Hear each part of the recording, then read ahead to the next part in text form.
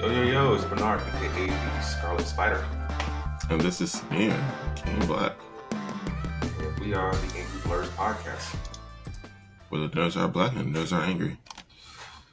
Alright, so a lot of news has come out this weekend, but I got to backtrack for a second because I forgot to give someone a rest in peace last week. So I have to give Treat Williams a rest in peace. A lot of us may know Treat Williams from the hit WB show Everwood.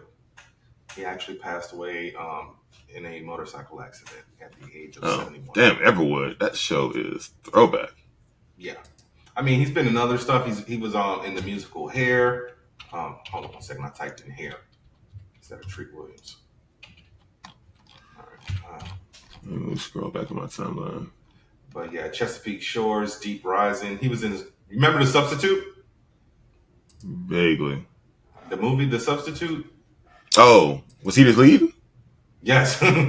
Oh, that's true. Okay. Throwback. I used to F with that movie. Too. Well, the second one, not the first one. Oh, okay. Yeah, the second one and the third ones. I don't know who was in the first one. Let's check it out real quick. All right. Tom Berenger. That's one I F with.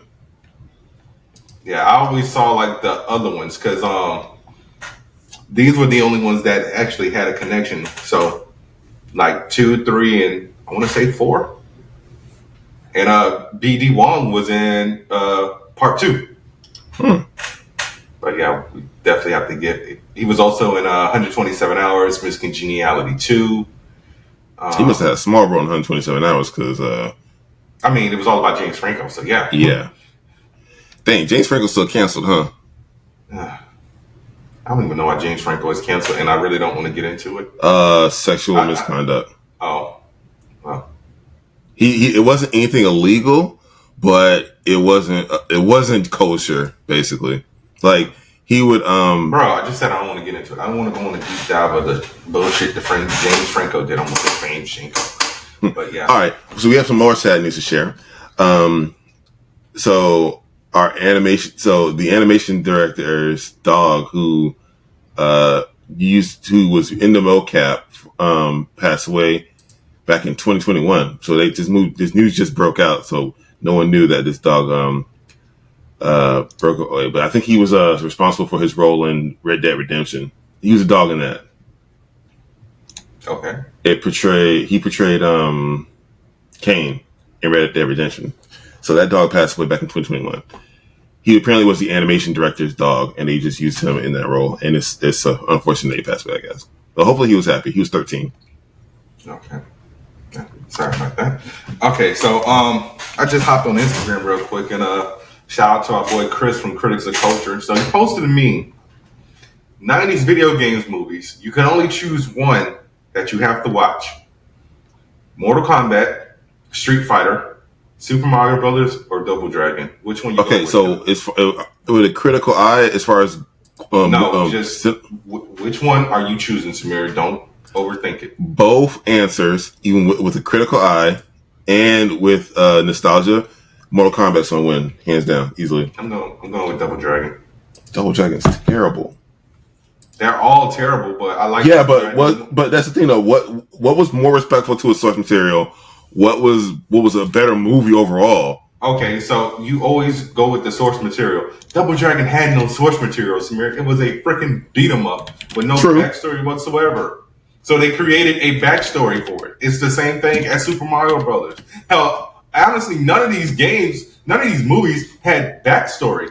I mean, the video games had no backstory.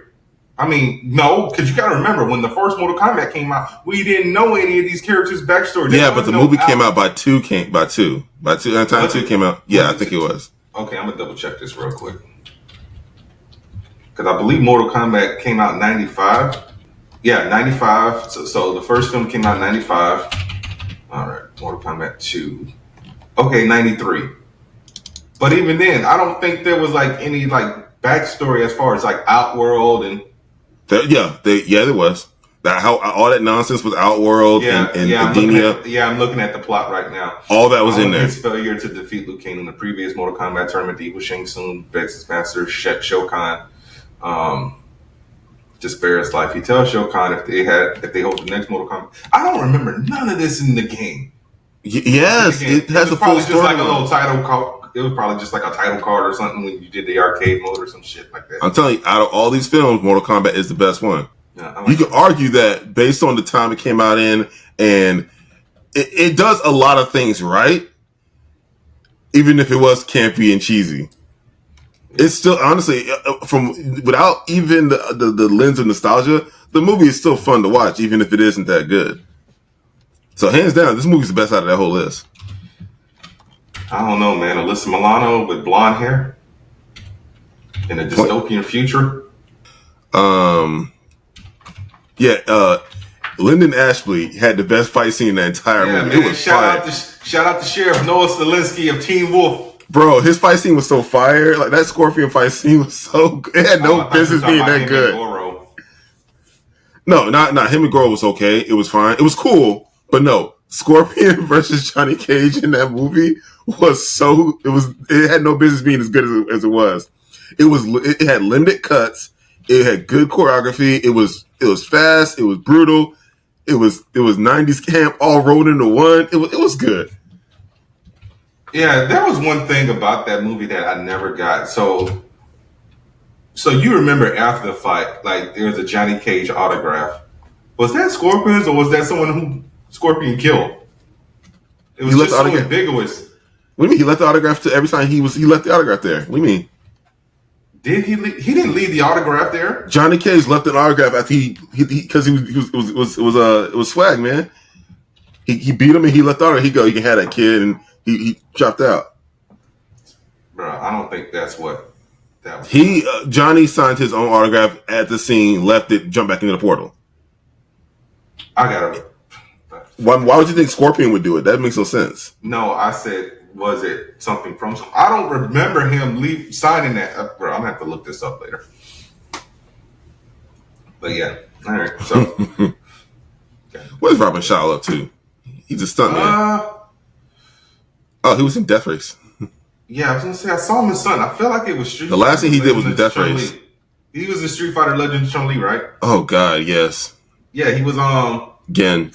Yeah, he was Gen. Yeah. This movie shouldn't have been made. Oh my God, this movie's awful. It has a 3. A 3. It's better than a 0. No, you might as well be a 0. All right, so let's go ahead and get into some news. Ang Lee, because it was like the 20th anniversary of Hulk, decided to reflect on the said movie. So he said it was a cult movie, but it wasn't meant to be that way. Honestly, I don't know anyone who likes Ang Lee's Hulk. I mean, no, it wasn't too green. There were things. The running was weird. We had gamma radiated dogs. He punched. So the special effects for the special effects for the time were up to par. And even the look of the Hulk was fine. It was all the implementation, and I don't think it was largely Ang Lee's fault completely. I think they handed him a project he had no business doing, and I think he did the best in what he understood the project to be. So. Honestly, I don't know why the producers got him on that role. Like he had no business doing that movie. Hey, they were like, "Hey, man, he did Crouching Tiger, Hidden Dragon." Right, but like, why would he do his comic movie? Like, was he a fan? Did he say, "I want this project"? Or did they walk up to the guy and say, "Listen, we want you to do this movie"? And he's like, "Okay, I gotta get it. I got my mortgages to pay." And that shit probably messed his career up too. No, because he did Life of Pi. Oh yeah, he did. That was good. That was so good. Yeah, but no, he didn't. Rest in peace to what's the lead actor's name for that movie? Wait, the lead actor died? Yeah, COVID. I never saw it. I gotta get his name. Hang on. But yeah, he was doing a press release because they're doing a Imran Khan. He was the older. He was the older version of Pi. Oh, okay. I thought it was like the one you see in the posters and everything. No, the younger one. I never saw the movie, so I didn't know. You should. It's good.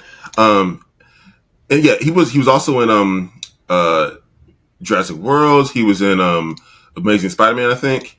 If you remember correctly, Amazing Spider-Man, he was Norman Osborn's assistant or do-man. Like he was the Ghost Star Freers. Yeah. See, only people who know about that character are people who actually read Spider-Man novels. DJ, fuck you. You owe me a Spider-Man Secrets of the Sinners. What's the Secrets of the Sinister Six? Secrets of the Sinister Six.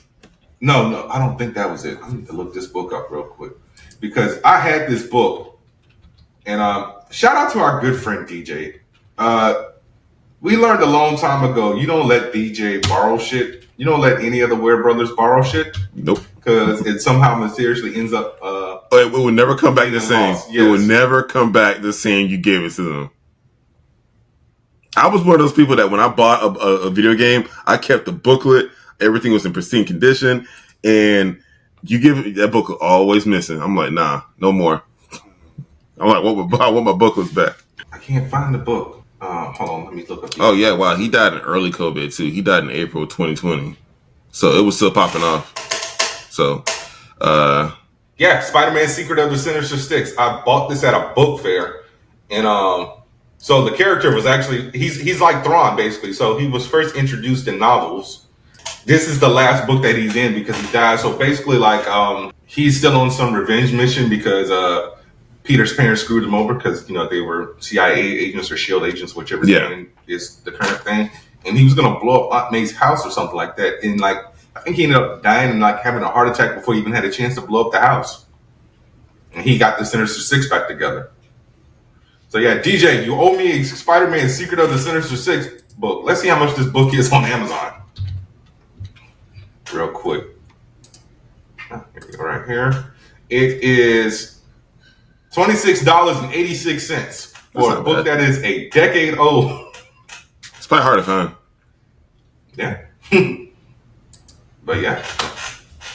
A part of me wanted to go back and rewatch Hulk even before I posted this in the in our Twitter chat because I was sailing the seven seas and this happened to come up on one of the sites I was on. I'm like, oh, let's see if we can go back and watch this movie and try to find some good in it besides Hulk punching a gamma radiated pit bull in the nuts or a poodle. Oh no, he ripped the poodle in half. It was a poodle, a pit bull, and something else. It was a poodle, a pit bull, and I want to say a Rottweiler. I don't know. It's been so long. Come back next weekend. We'll talk about it. Well, I'll talk about it. It was such. Watch that. It was so bad because it's like.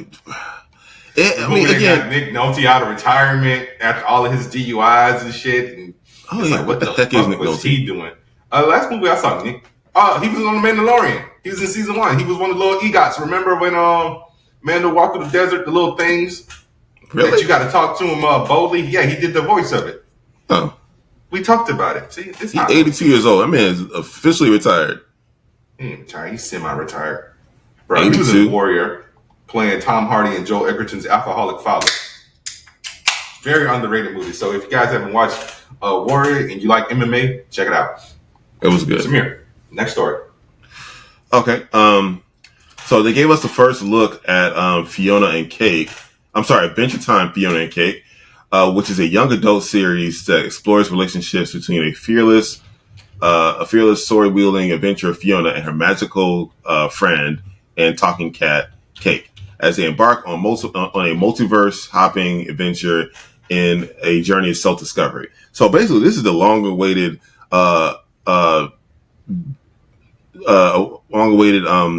full-on story of Fiona and Cake. Like, we've had snippets here and there. Like, we had 2 episodes dedicated to these characters throughout the run of Adventure Time, and we never got more than that.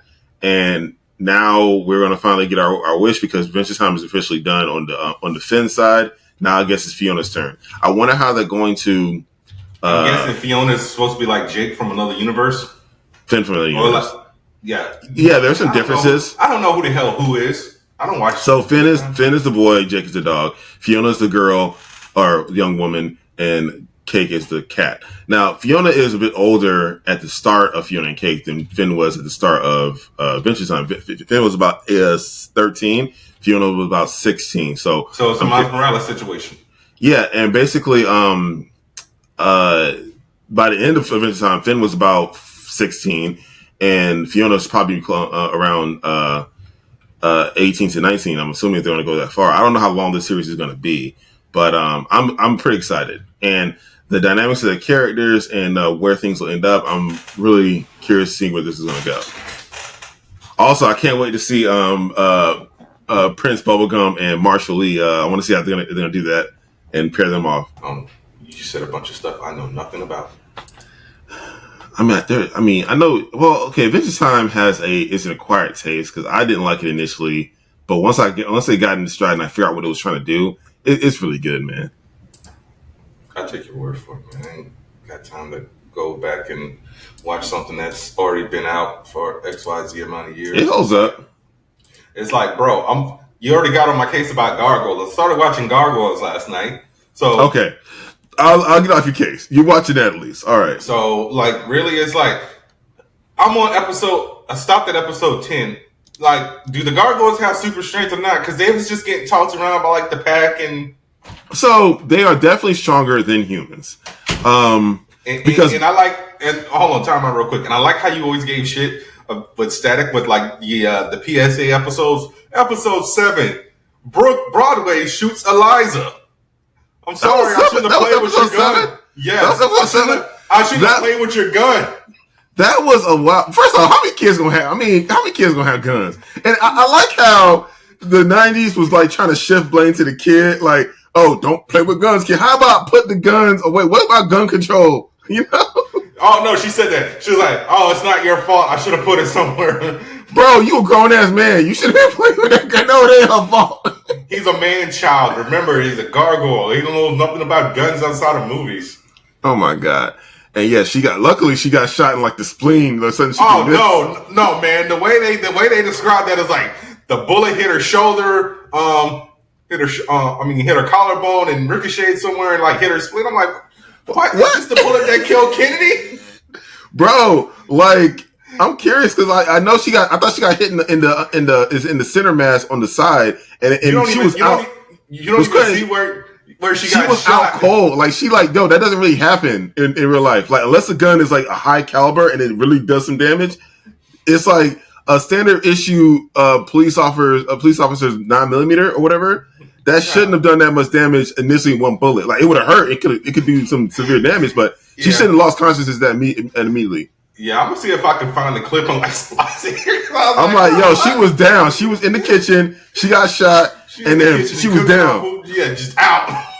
I'm like, wait, he shot her. Unless he shot her in the head, that shouldn't have happened. I thought he shot in the head. I'm watching. We got Greg Wiseman. Please explain that for the love of God. Was that just meant? I'm making this a clip. Was that like they're supposed to be like an after school? Yo, the lady that plays Eliza is a baddie. That's Sally Richardson, bro. Did you never watch A Low Down Dirty Shame? I did. Yes. That was the girl who. Oh. Yeah. Oh, that Peaches. Yeah, that Jada Pinkett. Yeah. Yeah. Oh, dang. She okay. She was also Will Smith's wife in I Am Legend. Oh, okay. Also, shout out to Keith David. That voice, that voice is just made for voice acting. I don't like how you moaning because of a man doing that. That's a sexy voice. All right, I ain't ashamed to admit it. Sexy voice. I quit. All right. So there was actually a lot of stuff from the Netflix TUDUM showcase. A lot of it did not catch my eye, but one of the things that made me very excited, Linda Hamilton has joined the cast of Stranger Things 5, which is obviously delayed due to a writer's strike and who knows what else. So by the time this comes out, the kid's probably going to be 30. We have to do a time jump. They've been fighting Nectar for like 10 years. Vecna? Yeah. Vecna, yeah. I can't remember. Didn't they defeat Vecna or they just delayed him? They delayed him. Oh. Because remember, everything started to bleed over into Hawkins at the end of season 4. So, all right. So let's go ahead and just talk about the dumb stuff. So we finally got a trailer for They Clone Tyrone. It looks amazing. Can't wait for it. Hopefully we'll see Jamie Foxx do some promo for it because everyone's on their conspiracy theory train. Like, who's running Jamie Foxx's account? Let's see him. Okay, so people, for starters, Jamie Foxx has always been a private individual. Think about it here. Jamie Foxx has been in Hollywood since the 80s because of, late 80s, early 90s because of In Living Color and, Def Comedy Jam. What do you know about Jamie Foxx besides he has a few daughters and he allegedly dated Katie Holmes? and he doesn't like video games. Wait, what? I didn't know that was a thing. Yeah, he said something about kids shouldn't play video games or something like that. I forget. Let me Google it. I could be wrong. That's what I heard. It don't matter. Okay, but yeah. So basically, that's all we know about Jamie Foxx. Okay, and he actually let Ed Sheeran crash on his house when he first. I did hear about that. Yes. Yeah. So which like, is I don't. Where those two met? Like that's a funny. I think Jamie Foxx had him on his show because Jamie Foxx used to have Foxhole on Sirius XM. So yeah, he let him crash on his couch really got his big break in the US. But yeah, so Samir, you want to tell us about this One Piece trailer? And Elephant in the Room. Okay. And Avatar: The Last Airbender, because those are really your babies. So I think we gotta. So I think we need to preface this with One Piece, in my opinion, should have never been adapted to live action. And I think so. Let's just go ahead and just knock that out the park. No anime should be adapted into a live action because it's never done good. I'm trying to think. Has there been?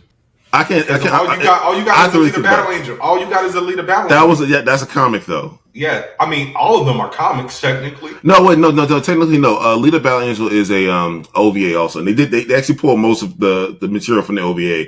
They did the manga. But it originally started as a manga though. Yeah, it did. So no manga should be adapted into a live action adaptation. Because Trigun is Ghost in the Shell. Ghost in the Shell could have been one of the, if they didn't take a dump on it. Ghost in the Shell could have been amazing. It wouldn't require much in the way of special effects to get it across. The year it came out, the technology we had at the time, that movie could have been amazing, but they Hollywooded all over it and they were lazy, and that's why they dropped the ball on that one. Akira's another one. If done well, Akira could be. That's what I meant to say. Yeah. No, in fact, Akira is definitely the probably to adapt, and with Asian Americans being on the rise up with popularity in terms of being leading actors, I think we can do it now, and they don't need to localize it. Just let it stay in Neo Tokyo. Cast a full full Japanese cast if you need to. It shouldn't be that hard. Hell, put the movie in subtitles if it's even easier. Like I think the public are more accepting now. This isn't the 90s anymore. All right. Anyways, I'm getting on topic. So, with that being said, I think as good as it can be so far, they've done their best. I think the cast looks as good as it can. Now, there are some things that are just going to look silly. Like, for instance, Usopp looks really good. I'm glad they didn't double down the nose. I don't think that would have worked in live action, obviously. And I think he looks good. He looks the best out of all the cast, in my opinion. I think he looks good. Zoro looks amazing. The cast for Nami looks good. Luffy is okay. The Gummy pistol was comical and goofy looking, but it was always going to be goofy looking. You know? Buggy looked... Okay, so Buggy's a clown. So, honestly, he looked good enough. All right, fine. At this point, the cast looks good enough. It's really all about how they implement and land everything in the movie. Like... Series. I'm sorry, everything in the series. Like they everything they try to do in terms of writing, in terms of action sequences and special effects, if they can land it, that's where it's at because they have everything in there. They have everything they can to succeed. Now, whether they do is up to them. So I'm excited, but I'm tentatively excited. Okay. Like I said. They really didn't show much that got my attention. They announced that Fubar, the Arnold Schwarzenegger series, got renewed for a second season. I didn't even watch it yet. That was a season, a series? I thought it was a movie. Chris Hemsworth said that Extraction 3 is coming. Still haven't. I gotta watch. I've been slipping. I'm gonna fall on this grenade. I have not watched Extraction 2 yet. I really should have. But I canceled my Netflix series because hey, Netflix, you guys need to be able to give people with one user. One user 4K for a cheaper rate because why am I paying for 4K if I can't share my password unless you guys charge me an additional $8 because love is sharing a password. I mean they still haven't. I mean who do you share a password with, Bernard? I've offered to share my password with several people, but Samir, it's 4 profiles for $21.65. Even if you wanted because I've been sponsored off my sister for a reason, Yes. Whatever. So I've never had my own account. So if you wanted to get your own account by yourself, not shared at all, how much would that cost you? $10, but it's 1080. Okay, I want 4K. Oh, it won't have 4K? No, it's just 1080. Oh, that's stupid. Okay, yeah, that's my grievance. Yeah, that's dumb. No, I'm sorry. If you live alone, let's say, for instance, you live alone, don't have no friends, no kids. It's just you and your cat and or dog, maybe some fish. You should be able to get 4K and it not have to cost $20-something. I would agree with you on that one. Like, have you seen how the payment plan works? So they have the ad plan for $6.99, right? That streams in 1080, but you can't download. All right.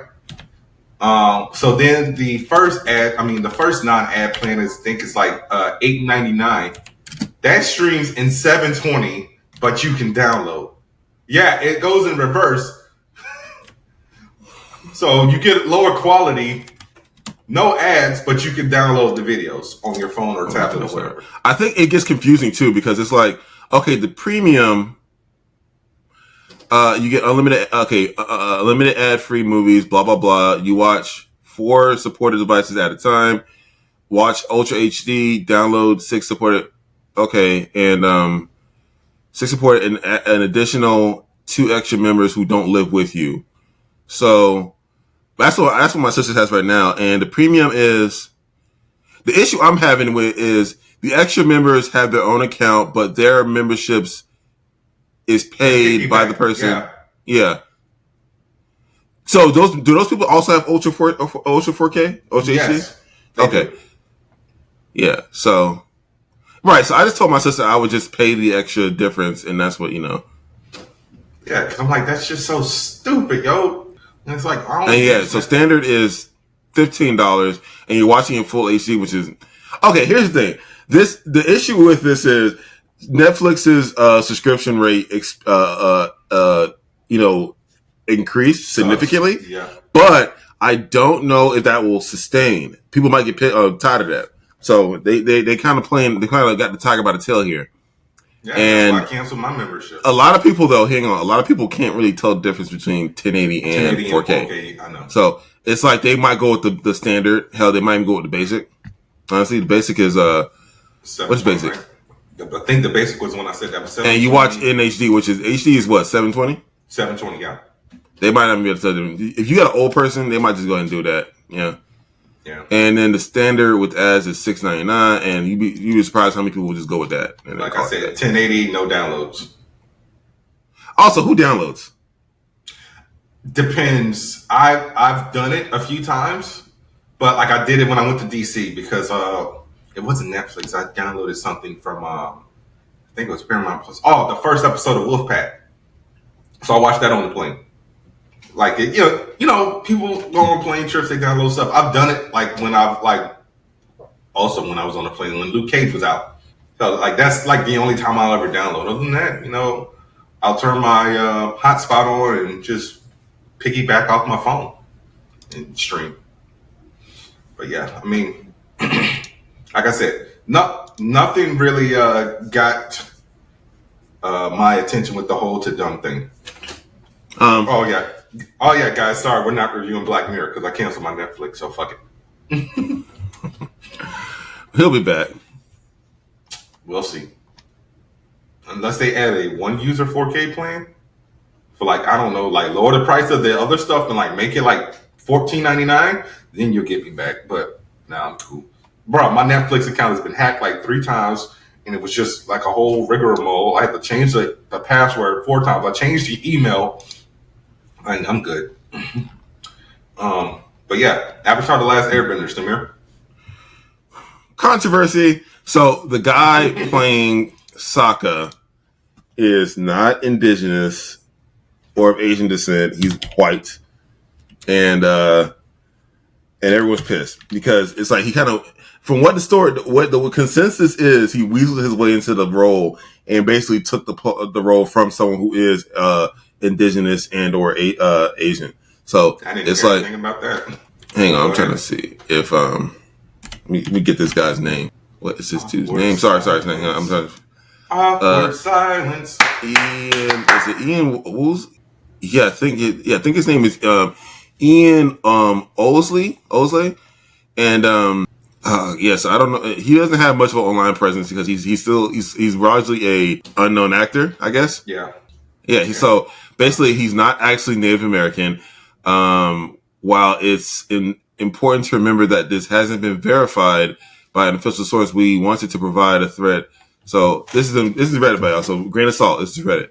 So God, you went on Reddit for you. dude, there's not much information about it. It's all hearsay, and no official sources have come out and talked about it. So has stated that he is mixed race and part Native American, specifically Cherokee. So I'm like, a lot of people can claim, hey, I got Cherokee in me, and I don't claim that side. It's like a little bit, tiny bit. Like I think my great grandfather was full Cherokee or something like that, right? Y'all I don't claim that shit. Capping, his wife did like an ancestry test on him. Look. End of the day, I'm black. All right, I'm black. All right, I got bad credit score, and I tense up around cops. Okay, it's like. Bro, I have to say the bad credit score. God damn, dude, it's predatory. They give us higher interest rates because we black. I know. Shout out to Ally. Never financed through Ally. They upped my interest rate just because I was black and class action lawsuit. All I got was $125. No, how about you lower my car payment? You asshole. Yeah, for real. It sucks. But where you live and who you are dictates your credit your credit score, your insurance rates. It is egregious. This country sucks. Yeah, Backstreet Boys lied to us. What they say? I don't care who you are. Where you're from. They care who you are.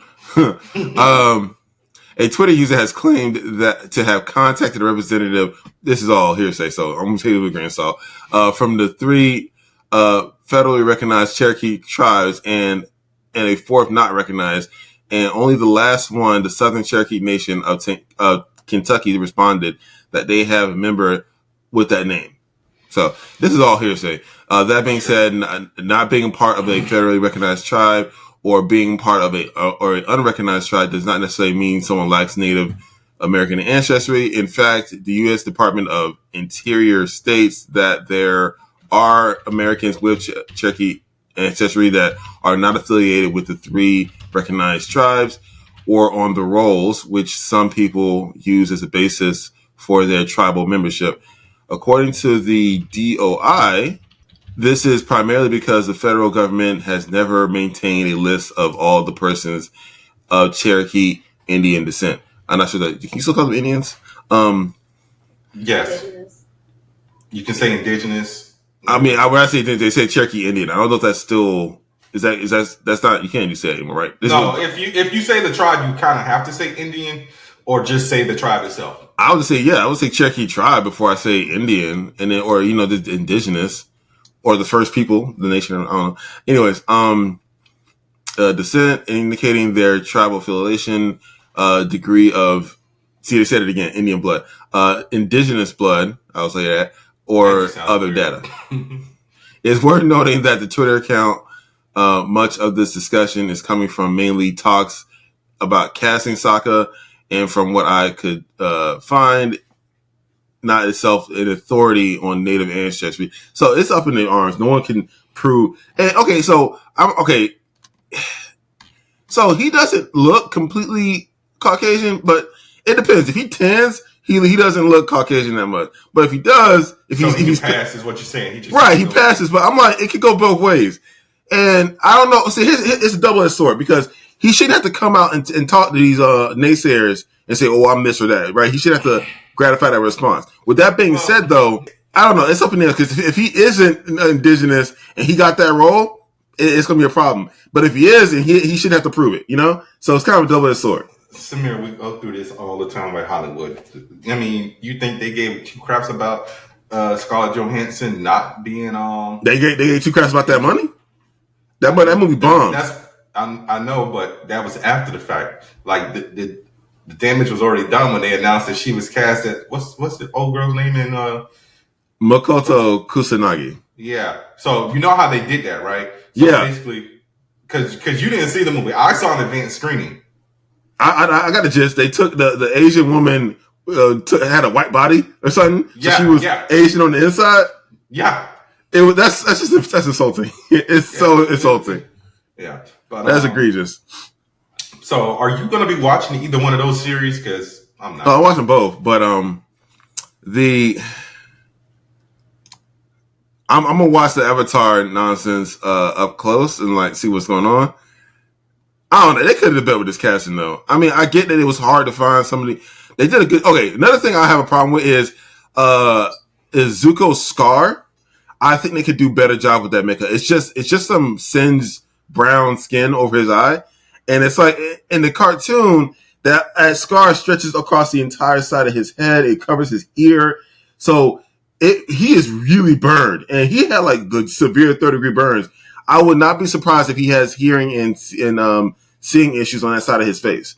You know, like his eye doesn't even close. Like his eyelid got shins. If you can think of that, like that shouldn't. Your eyelids are thin, right? It's like if you get burned that hard, the top of his eye, basically, so he can't. Right. Yo, we'll put a picture of this for reference if you haven't seen the character. But it's like he's technically disabled, right? Because he would probably have to compensate for that lack of seeing and hearing on that side of his head, right?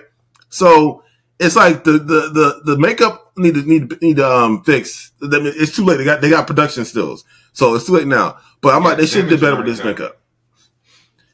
I don't know. I think that burn is a huge part of his character. So it's like it sucks that it has to kind of rely on how bad this looks.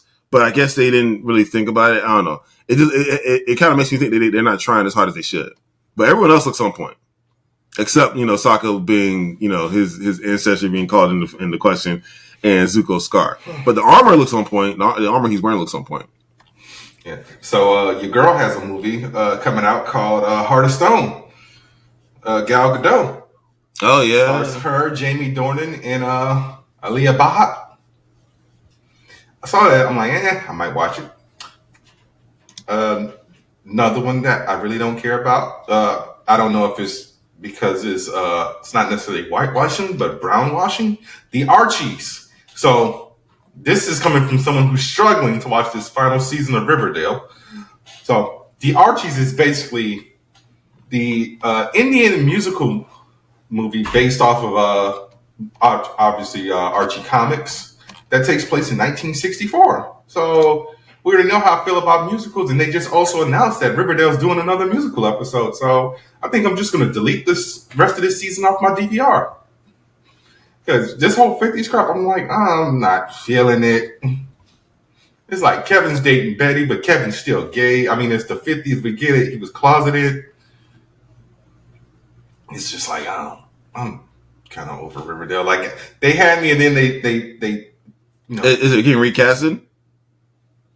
No, The Archies is a movie on Netflix, not Riverdale. Oh, okay. But it takes place in the 60s. I was talking about how this last season of Riverdale. Is there any connection to Sabrina? No, it's an all Indian cast. Oh, okay. It's like, bro, did you hear anything I just fucking said?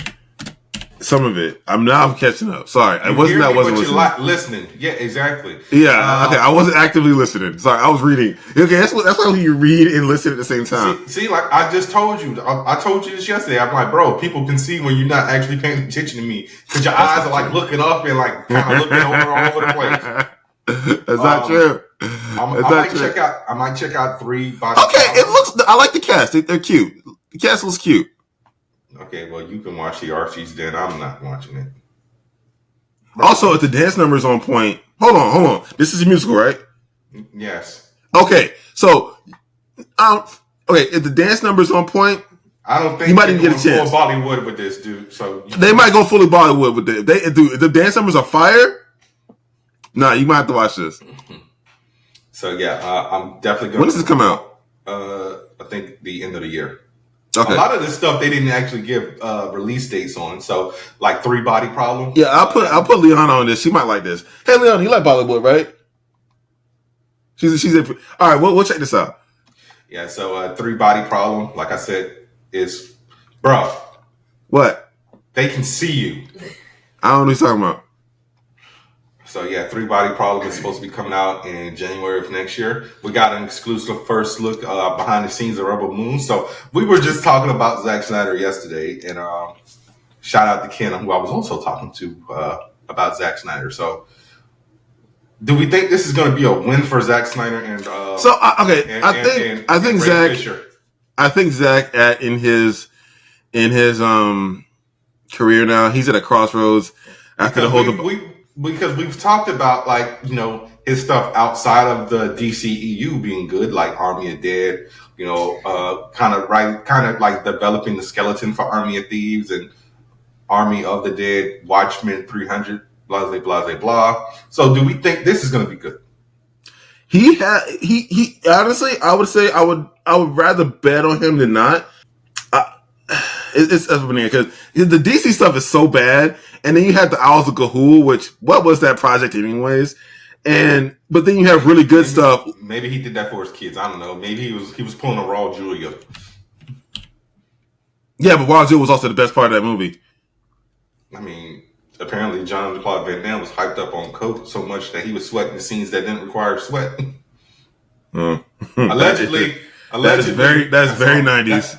That is a internet rumor. I did not just make that up. But yeah. That movie's terrible. But it's like, all his Justice League stuff was terrible. Man of Steel, Batman v Superman, it was all bad.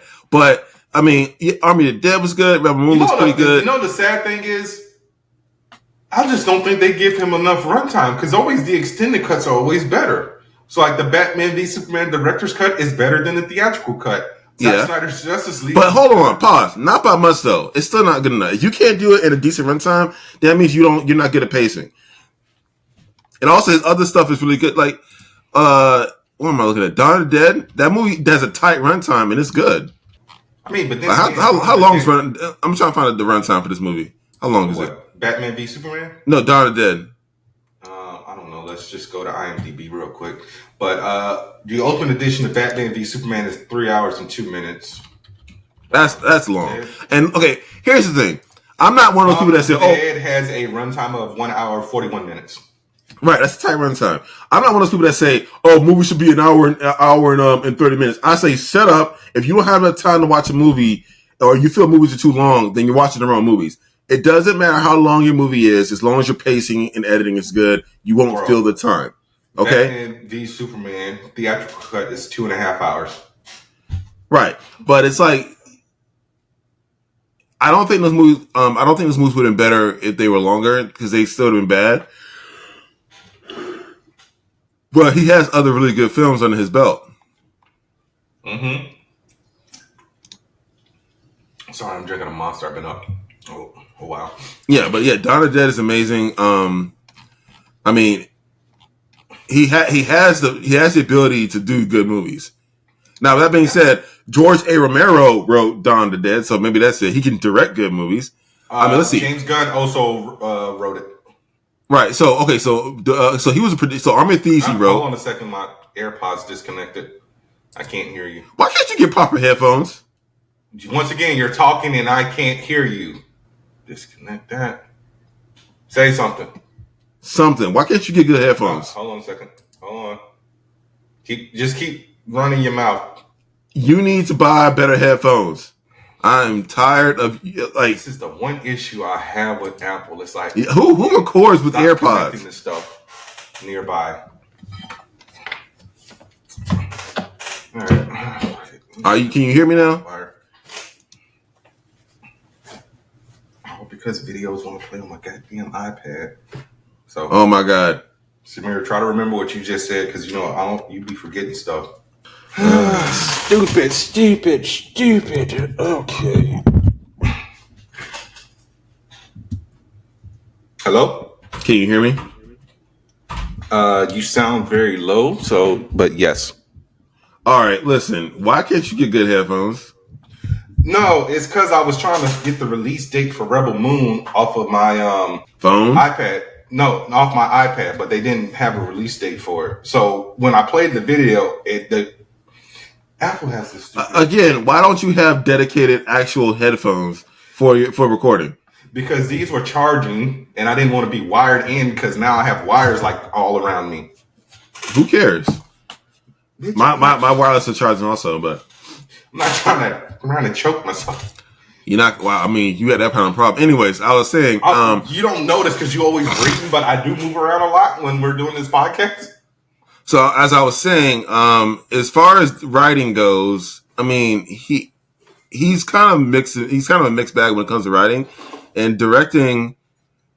I mean, let me see. Okay, and he did Dawn of the Dead. He directed that, but he didn't write that. Yeah, and then he directed and wrote 300, and he directed Watchmen, obviously, and he was a screenwriter for the Tales of the Black Freighter, which whatever.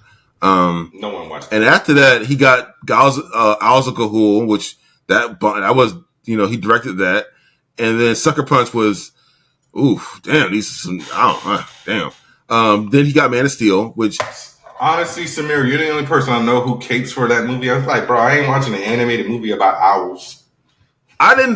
First off, I didn't think... This movie isn't good. It's long, or too long, and it's not that long. It feels long. The funny thing is your vision on movies has skewed as you've gotten older because now you look at critic responses and stuff like that. Bro, you used to cape for that movie. I did not. Yes, you did. I would say, my critique of this movie hasn't changed. Visually, I mean, I don't know if it holds up, but at the time, visually, it was amazing. And you see his Zack Snyderness all in the action scenes. It was good. But other than that, the movie was an hour and 30 minutes, so it wasn't that long. But it felt long. You gonna make that a verb, Zack Snyderness? I don't know. What do you call his the way he does stuff, like the way because he's the one who did that slow motion stuff. The way he does slow motion was his, and that's what made 300. Like that's the first time we saw that shit. We were like, "Oh my god, it looks so cool!" Like, I got it. So there's bullet time, right? Yeah, but his bullet time is different. No, we can call it Snyder time. Fine, Snyder time. Yeah, because it speeds up and slows down. Speeds up and slows down. And mind you, he didn't even use it that much in the DC stuff, actually. Nah, but he used it a lot in Watchmen. He used it a lot in Watchmen. He used it a lot in... especially the beginning. He used a lot in Watchmen. He used it all through 300. Yes. What was I going to say, though? Okay, so he's kind of like I said, he's a toss-up. It's a toss-up. You never know what you're going to get. Right, so he's not consistent. Boston chocolates. Yeah, exactly. So...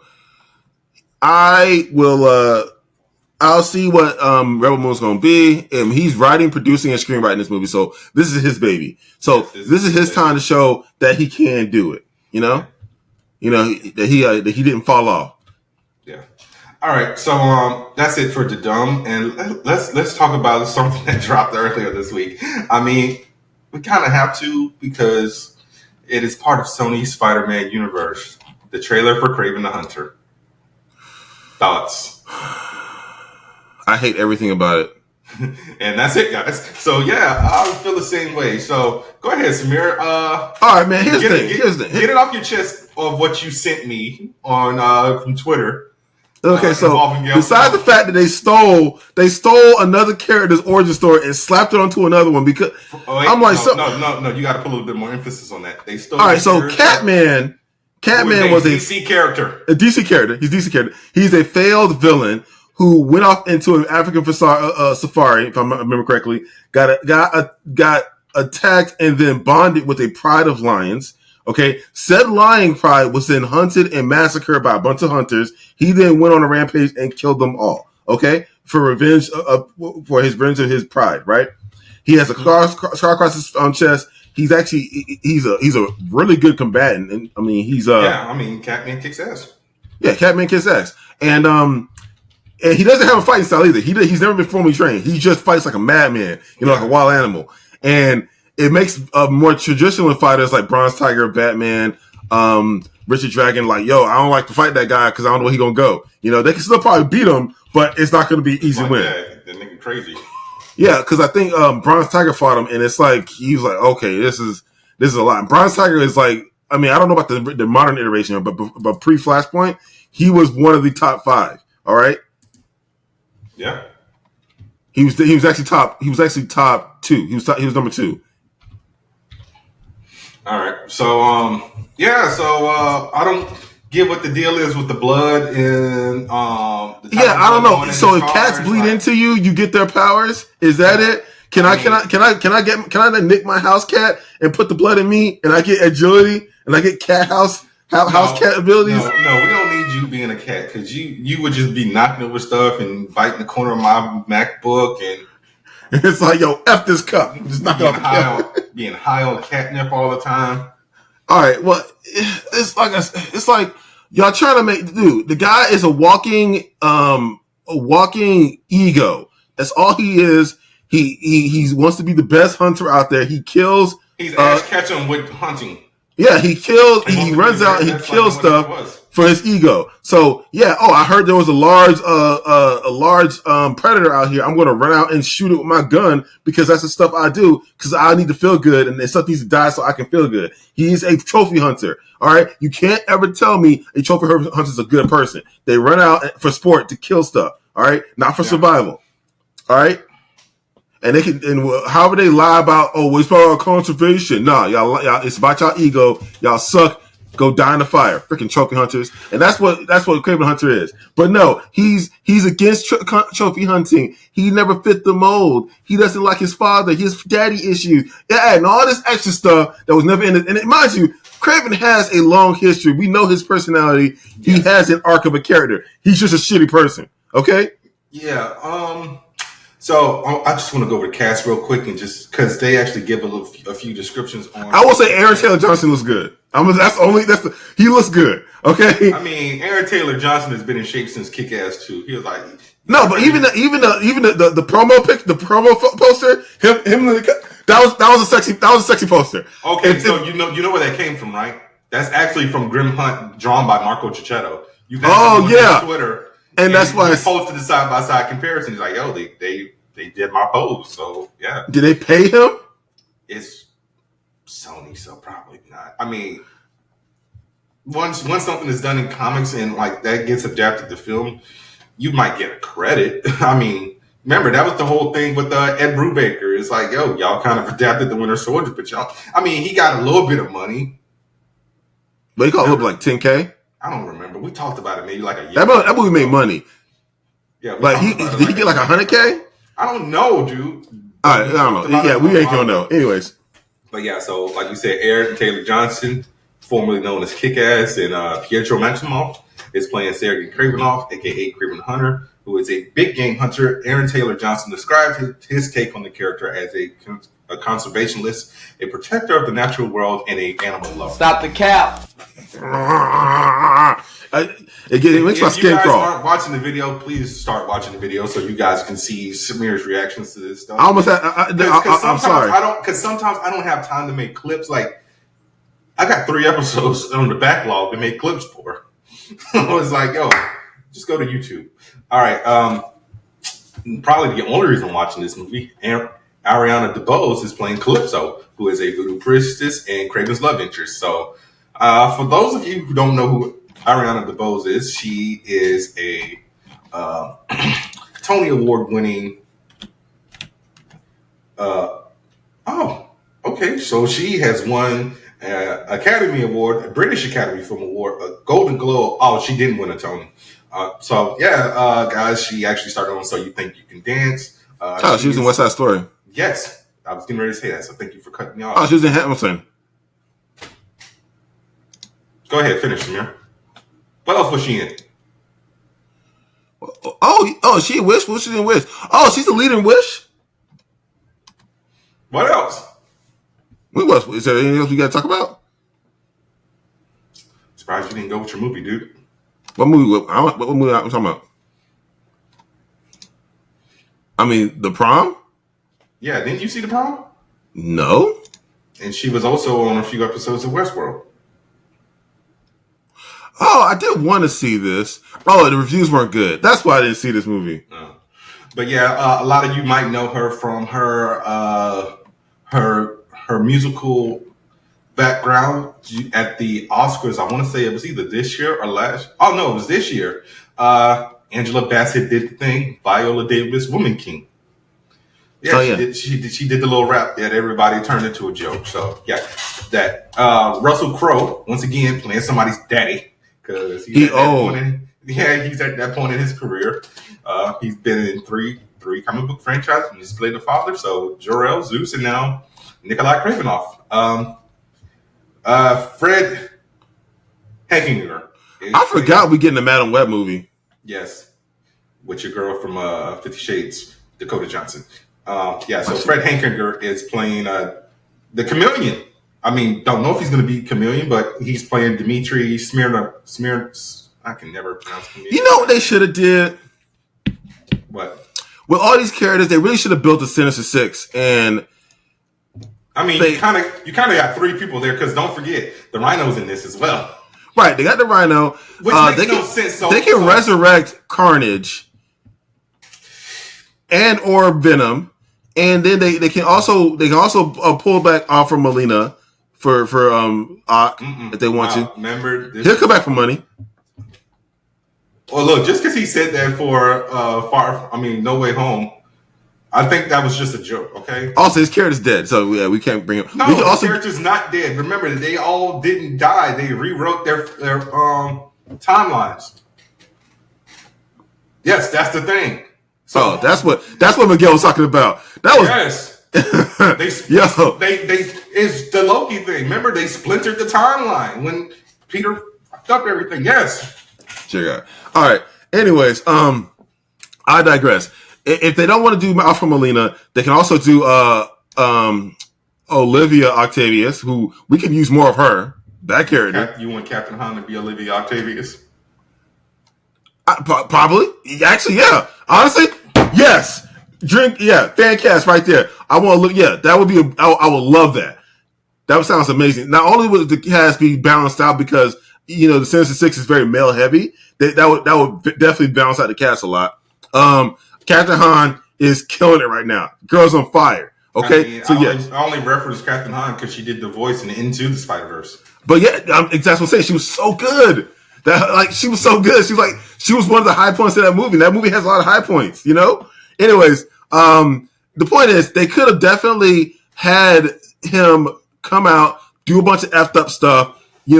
Halfway burn the world to the ground. Bro, and then now that I think about it, technically you already have like 7 or 8 people in the Sony Spider-Man universe. Right. They could keep them villains. So let's count. So we're taking off Carnage because he's quote quote dead. So you got Venom, Morbius, Kraven, Chameleon, Rhino, Vulture. Now Morbius is an active contention because he's the only one who's actually not a villain. Yes, and Venom is technically an anti-hero. But he's also been a villain too. So he could go both ways. But that being said, they could have kept them as villains, maybe not put him in America so that it would be a reason why Spider-Man didn't stop him initially, and then put him in like somewhere in Europe, Prague or something, who knows, right? Have him do a crazy set piece of a bunch of slew of crimes. Let us watch him do those crimes. It would have been good. Have him break bad in the movie of him getting recruited. And then they could have built their crappy Sonyverse with the Sinister Six. That double down. Okay, we're okay with villains. All right. And if you write them well, we'll be very okay with villains. Because who doesn't love Walter White? You don't. I don't. But then again, most people do. So I'm saying, who doesn't love Walter White besides me? And mind you, I was still glued to the screen because I wanted to see his downfall. At the very least, you want to see his downfall.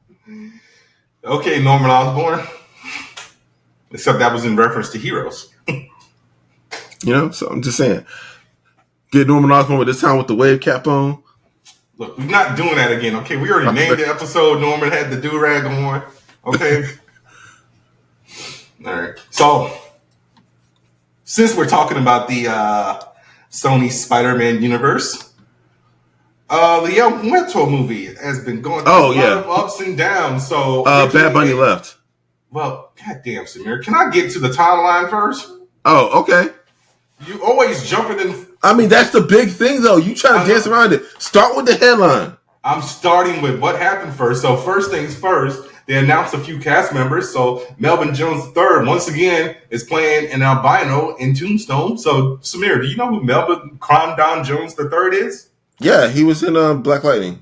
Yes, and he was also the voice of Tombstone in Into the Spider-Verse. Huh. So, yes, he will be reprised. Well, not necessarily reprising, but playing another version of Tombstone.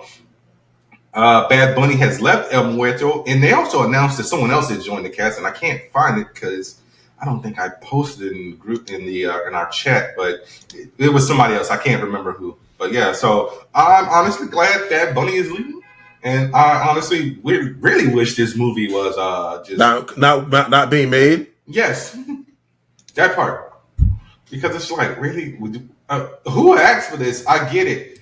I mean, like, so do you remember the good old Sony hack of what was it, 2012 or whatever? Yeah, when all the Adam Sandler stuff came out, and so Amy Pascal should have basically stuck to what the hell she said in those emails.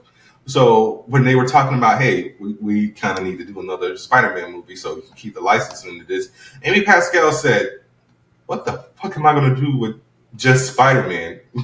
And then she obviously did a deep dive and went down the rogues gallery and whatnot and all the supporting characters who originally appeared in Spider-Man. So this was one who did not need to be around because... How long? I mean, was he like a story arc in the comic? Bro, my only iteration of El Muerto is from Peter David's Friendly Neighborhood Spider-Man. So after the other, like around the time of the other. Right, and that's the only time I've ever seen that character. That's when Pete stabbed him guy by accident, right? I believe with the bone things, with the shivs. He had briefly. Yes. That was the one thing I didn't like about his organic run was the shivs, the little pincers. Why?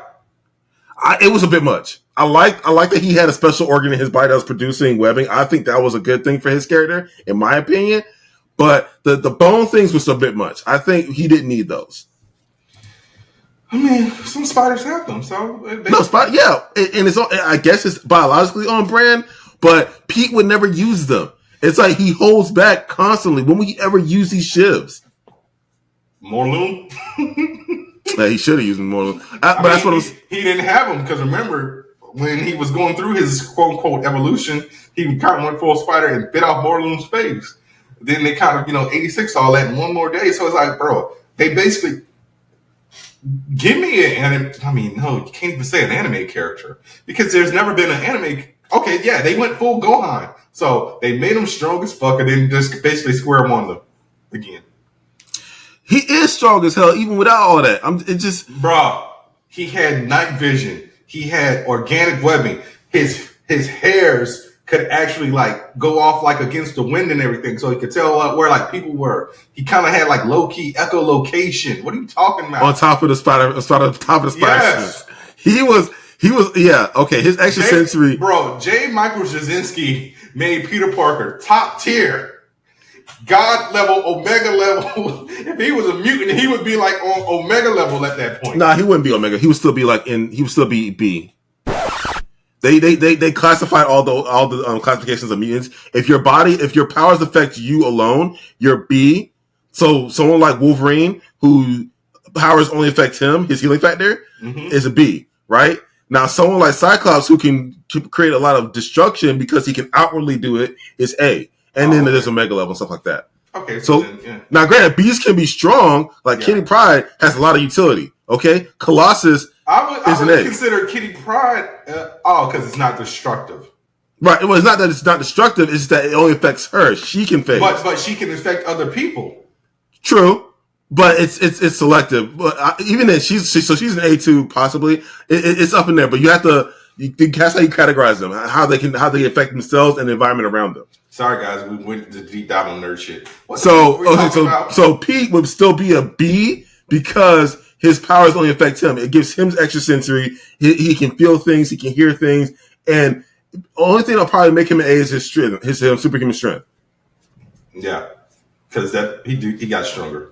But just throw the whole El Muerto movie away because no one asked for this. I'm like, what are you going? Who is he going to fight? He's a luchador. Is there anything special about him other than him being a luchador? Bro, this character doesn't even have a Wikipedia page. And then where is he going to go? Now, here's the thing: with superhero movies as they are, you have to have an end game. Where is he going after this movie? I mean, it's all on whatchamacallit to figure that out.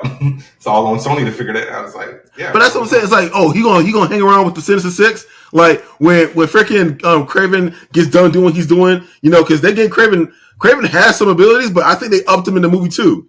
Yeah, so if anything, they should have went with Ultimate Kraven, because Kraven was just like a big time game hunter. Then he got his ass whooped by Pete. Bro, so people, if you want a introduction in the comics, just read pretty much all the Ultimate stuff until, what's the shit called?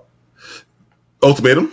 Yes, until Ultimatum. Even then, like, you can still read Ultimate Spider-Man, because after that, it kind of like gets wonky, because after Ultimatum, you get the introduction of Authorized. But man, Ultimate, honestly, is basically what got us in the comics. And like, when I met Mark Bagley, the guy who pretty much drew 130 something issues of Spider-Man, I geeked out to the point where I was having goosebumps, and like, my buddy, the late great Theo, basically had to calm me down, because I was like on the verge of having a panic attack. Mark Bagley is a GOAT. I will say that. Yes. Even if he's not my favorite artist, he's a GOAT. That's someone I will call a GOAT. Now, with that being said, I'm not gonna. We had another argument, but I'm not gonna go there. Okay. Okay. Yeah. Don't go there. But But Bernard's tripping. But yeah. Throw the whole El Muerto movie away. Yeah, I don't think they did. They haven't started shooting yet. No, writer strike kind of. Right, they haven't paid anybody yet, because writer strike. So I think they need to throw the script away before it gets any further, before they lose any more money. Just toss it. Yeah, but they're not gonna. All right, we are just not going through these stories fast at all. I mean, bro, we don't have a long pod. I mean, unless you want to kind of. I mean. All right, what's up with the Beast Boy animated series? Okay, so you posted that. Yeah, you posted that, and I didn't even see that anywhere. Besides, Variety posted it, so it's got to be true, right? So here's my issue with this. Hanna-Barbera really doesn't do anything serious. I mean, okay, so the Space Ghost cartoon show. That was 60s. It was campy as shit. Have you ever watched it? Yeah, and then there's Johnny Quest was also campy? Yeah. Birdman was also campy? Hanna-Barbera is known for its camp. Has Hanna-Barbera done anything recently? No. There is no such thing as Hanna-Barbera anymore. Why is there a Hanna-Barbera studio? Did Weather Brothers resurrect this? It's not done by Hanna-Barbera. It's Hanna-Barbera Studios Europe. Yeah, there's really no news on it. It's because you didn't read the article, obviously. Because this actually involves all the Fiona and Cake and Gumball and Batman Cape Crusader stuff. So, yeah, it just said it was announced. Yeah, that's all. There's really not much on it. So, maybe this will... Okay, so what do we want from this? I don't want anything under the umbrella like Teen Titans Go or like campy or cheesy like that. Well, we already have that in Teen Titans Go. It's still airing, right? Yes. And they had a movie. Like, Teen Titans Go is doing amazing. There's no reason to compete with it in that space. Like, it had a great movie. The series is doing well. It has high ratings. It's kind of literally killing Cartoon Network. They're airing it so much. Like, why? That's the only thing. So it's ridiculousness for Cartoon Network. Kind of, but no. You turn on MTV, all you see is ridiculousness. Right. So it's like you might have like 2 hours of like random stuff here and there, but other than that, Teen Titans Go. Teen Titans Go airs a lot. That's what I'm saying. So I don't know what flavor this show's going to have. Also, can Beast Boy be his own character? I like Beast Boy. He's actually one of my favorites. I like Beast Boy too, but it's like, can he stand on his own? I feel like he can, because don't forget, dude. It was Teen Titans Volume 2, because it was that short arc. Yeah, where, and he was by himself. And he ran the Flame Bird. Yes, well, that was a miniseries. And yeah, he had to fight Changeling. Yeah. Yeah. I thought that was a good run. I mean, it was short, but that's the whole thing. It was short. Can he have a sustained run?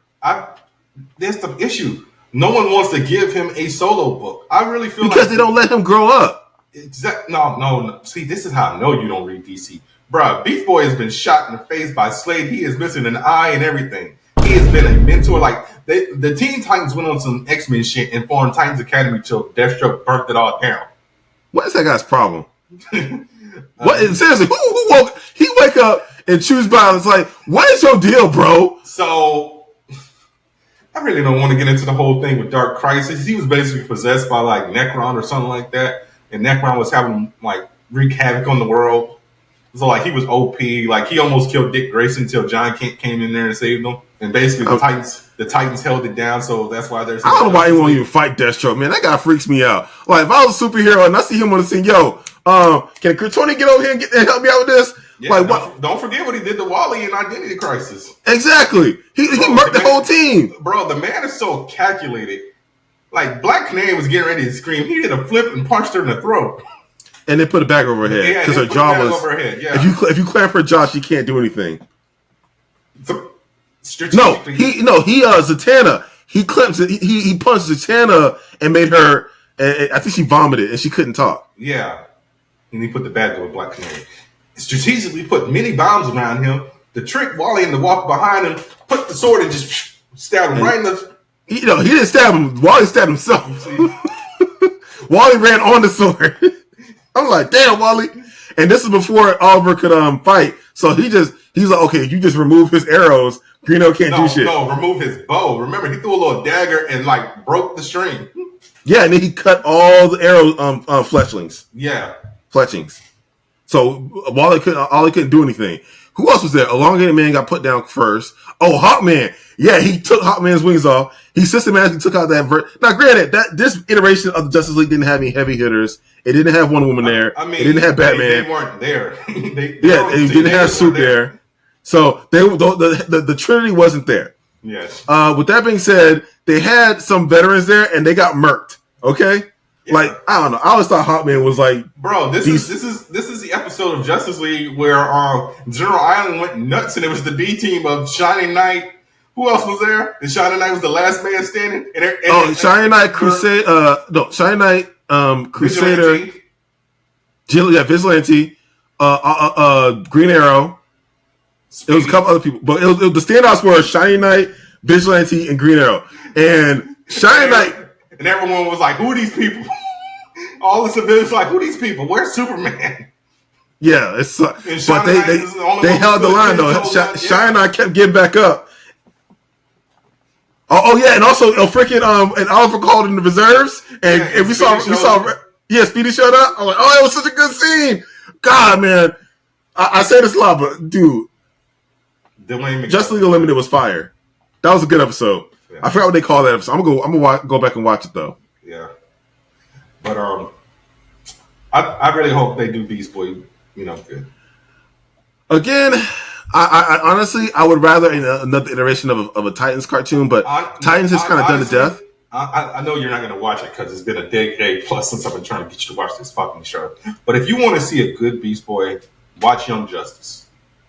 Because you see him literally grow up from being like an 8-year-old kid to like that one episode where they meet him before he gets powers to like season 2 when he gets powers, and then like him dealing with the depression of power, thinking he's responsible for Connor's death to the point where like he's a Hollywood star, but he's so damn depressed, like he gets fired from his own show.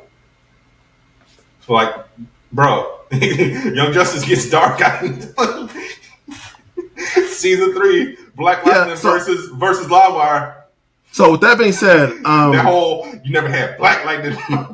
I can take the like, yeah, you never had Black Lightning before. It's like, whoa.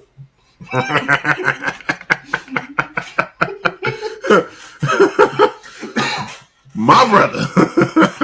Anyways, okay. So with that being said, you're right. We have again, Titans has been done to death. We have Young Justice. We have the live action Titans series. We have Titans Go. So I don't know what they can do with this property that hasn't already been done. Just don't turn it into a joke. Like I said, the best iteration of Beast Boy, I would say you go Young Justice, Titans, although they kind of delayed that with him finally getting a connection to the Red in the last season. Teen Titans and obviously Teen Titans Go. Honestly, I think that's your fandom talking. I don't think that version of Beast Boy is any good. I mean, he's an emo kid with green hair through most of the series. He's not an emo kid with green hair. He's a regular looking guy with green hair. That is the worst iteration of Beast Boy. Samir, I'm talking about as far as character development goes.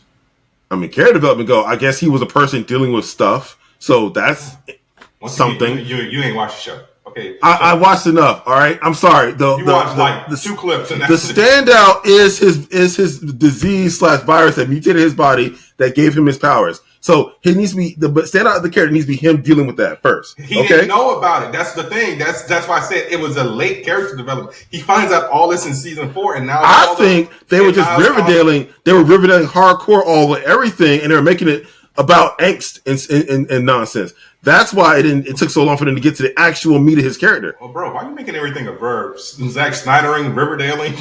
That's what they did. That's what they did to the Titans. Riverdale was killing it, and they needed to do more Riverdale stuff, so they Riverdale the Titans. Am I wrong? Yeah, possibly. That's why. Yeah, exactly. So you got, and they didn't have the budget to back it up. So you Riverdale a DC property, and you have these characters who have these visually expressive abilities and physiologies like Beast Boy and Starfire, and you didn't have the budget to back it up. So you have, what's the girl's name? Anna Shep? Anna Diop. And yeah, okay. I forget who that is. Anyways, making so up names and shit. So yeah, so you have her walking around in a bad wig and looking like nothing like their original characters, right? And again, I like that they cast her. She's a gorgeous lady, and I'm sure she did well as an actor. But they should have painted her. She should have been an alien. And I'm sorry, I'm tired of human looking aliens. It's like you're across the entire cosmos. The idea that they have 10 fingers, 10 toes is already ridiculous enough. Okay, the fact that they look indistinguishably like us for no damn reason. Samir, we're not doing this again, okay? Because I'm sorry. Make your alien characters alien. Samir, stop being lame. Samir, all right. Time's over, okay? Yeah, I know it's over. It's over and dead. We don't. Anyways, I digress. We don't need you going on a rant because all this started with Beast Boy. Okay, it's done. Let's go to the next story because we've been recording for an hour and 20 minutes and we haven't even done our reviews yet. Okay, so all right. So there's been some complaints about the recent Final Fantasy 16. A couple of them actually. So one of them is that they were review bombed from the other side of the fence. Instead of conservatives review bombing, a lot of liberally leaning, left-leaning publications have been review bombing. And this is from the critic side. A lot of critics have come out and said that they don't want to review this game because of the lack of diversity and the response that Square Enix has had about its lack of diversity in the game. So, I mean... It's Japan. We've already gone over this before. Yeah, they're racist. But why do we have to keep getting them? Here's the problem. It's Japan. That's just how they are. That's not a good... I never said it was a good. Right. So why should we keep giving them passes? You know, Samir. Honestly, we can complain about this all day until we lose our voices. But so here's the thing. We're both buying Final Fantasy 16. The game is sitting at an 88 on Metacritic, which is still a very good score with 108 critics. All right. So basically, you have 100 people giving it wildly popular scores. I'm talking about 95s, 100s, right? Back to back. And then you have a couple of publications giving them mixed reviews because, it's the lack of diversity. Yeah. And then you have the other side. Then you have the user side, who people have been complaining that it's more like an interactive movie because there's no game in it. And to those people, now this is largely the point of my comment here, because there's a whole argument to make about diversity in the fantasy space. Because for too long, people have used the crutch of, well, it's medieval Europe. I'm like, yo, medieval Europe had black people in it. They were few and far between, but they were there. Okay, but I mean, ships were there. Is Square Enix? All they know is to make people either white or Japanese. Right, but that's what I'm saying. You got white folks. I'm not defending it because well, that's what I'm saying. But we need to stop defending it. I'm not defending it because. Well, okay, but that's the thing though. So, in my opinion, I was on the fence. Like, damn, are we boycotting this game? What are we doing? Eventually, we're going to still probably play the game, but it's like now we have to sit there and think this is lame because they should have had it more diverse. The world is full of hypocrites, and honestly, Square Enix is never going to make a game with a black lead because they did it. They didn't have to go that far. We would have been happy with a like they gave us Saz in Final Fantasy 13. They could have just given us a character like that. No, I was going to say they gave us a game with the black lead and no one bought it. You ever heard of something called Forspoken? Oh, that's another thing. You're right. They did do Forspoken, and people ripped on that game. I'm like, And the game was good. It was good enough. The mechanics just weren't for me. Okay, yeah, the mechanics were a bit. The visuals and the mechanics were kind of eye twitching, but I thought the visuals because I played the demo and it looked amazing and everything. It's just I'm so used to the Square Enix aesthetic. Even though Kingdom Hearts and Final Fantasy are slightly different, but they're still similar enough to the point where I can get used to it. Like that game was just it was so foreign to me. I just couldn't get it. Like if they had a setting where you could change it, like maybe like a Final Fantasy like type of controller layout, then I would have been for it. Maybe I'll get it when it's on sale. Yeah, the controls were weird too, but again, it was something you couldn't get around. Anyways, what was I going to say? You've been complaining about the how it's an interactive movie. So anyone complaining about Final Fantasy 16 having a lot of cutscenes have clearly never played a mainline Final Fantasy.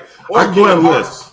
Final Fantasy X Remastered has you can go on YouTube and check it out. They'll edit out all the gameplay and just give you the cutscenes. And from beginning to end, cutscene after cutscene, the game is 9.5 hours long. Just the cutscenes. This is Final Fantasy X. Final Fantasy 12. The cutscenes are 6 hours long, which that game has a lot of gameplay. All right. Final Fantasy 15 has 5.5 hours. And Final Fantasy 7 Remake Integrate has 11 hours, 11.5 hours. So the idea that Final Fantasy 16 has too much cutscenes is dumb. And what are the hours up to, actually? Huh? I'm trying to think of what the hours for Final Fantasy 16 is up to. I'm trying to see how many cutscenes it has. I don't know. But yeah, it's a stupid argument because it's like, bro, you've obviously never played a Final Fantasy game. For real. You haven't played a Final Fantasy, and it's ridiculous that you even had an argument. A lot of arguments on, in my opinion, they say it doesn't feel like a Final Fantasy. I think this is one of the most Final Fantasies I've ever seen, in my opinion. And I can't wait to play it. Despite the lack of adversity. And despite the lack of adversity, yeah. It's like I had to freaking swallow my pride to play this game because as much as I want to play it and experience this, the spectacle they created, it's like I have to sit here and just. It's like why couldn't they just made? I don't know. It's not hard. I don't know why they made this choice in 2023. So you ready? Yes. Kingdom Hearts 1.5 remix, all cutscenes, 4 hours and 37 minutes. Kingdom Hearts 3, all cutscenes, 10 hours and 5 minutes. See? I can't find a breakdown for 2. But yeah, so guys, Square Enix makes games with a lot of cutscenes, and Samir had to let his cat out. His cat won't shut the hell Emerson, up. I think needs to go. You and the damn cats, man. Quit leaving them in the room. You need to use the bathroom or something. Let them frolic. Hey, baby. But, so yeah. Play a goddamn Final Fantasy game, and you won't even notice the runtime on the cutscenes. Why? Because it's split up nice and evenly. All right, so 11 hours, by the way. Yeah. So I think. All right. I think we should do one more story each, then we get into our reviews of The Flash and the Blackening. So I don't read Marvel novels anymore, despite the fact that I'm still mad that DJ lost my Secret of the Sinister 6 books. But these I might actually give a shot. So Marvel every once in a while decides to do what if comics. Hopefully, I think they're shying away from that after the fiasco of the what if Miles Morales was Thor from last year, because by Odin's fade.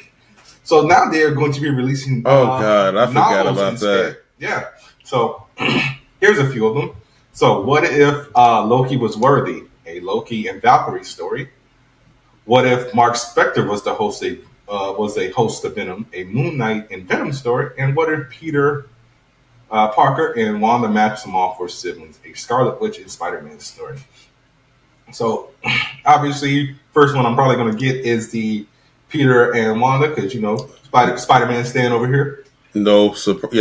Stand to bitter end. Yep. Then I'm going to get the Mark Spector Venom one, and Loki. I really don't give two shits about it as a character. Loki has redeeming. That one might be the more interesting out of the bunch. Why? Because Loki's going to be worthy. Yeah. I think I've actually seen this in a comic before, though. I think I've actually seen Loki pick up Mjolnir. I think he might have picked it up in Siege, right before he died. I don't know. But I don't know. So there's no release date on those books yet, but I'm definitely gonna check them out because I haven't read any quote unquote. I mean, would this be considered YA or like I haven't read a novel based off of a comic book property since Smallville had their YA novels. I actually still have one I got at the book fair like my sophomore year in high school called Smallville Strange Visitors. It's written by Roger Stern, who wrote The Death of Superman. So yeah, that's still in storage. I want to actually get the rest of those books and see how they hold up. But yeah, Samir, give us your next story. All right, this one's pretty wholesome. So they did an update for Horizon for Forbidden West DLC. Well, it wasn't an update. It was in the DLC. Nobody just saw it until like a couple days ago. You sure? Yeah. Maybe. Anyways, so there is a bit of the game that is honoring Lance Reddick. Reddick.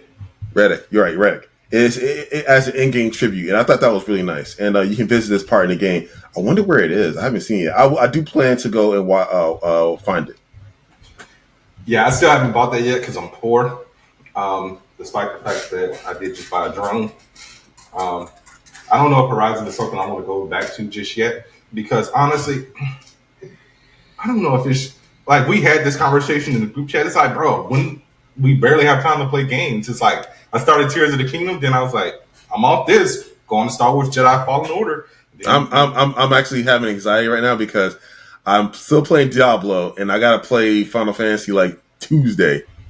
So yeah, it's like adulting is hard.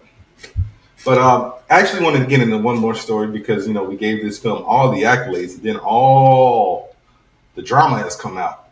So Across the Spider-Verse, man, a lot of drama has been coming out due to the fact that boy, yeah, it's bad.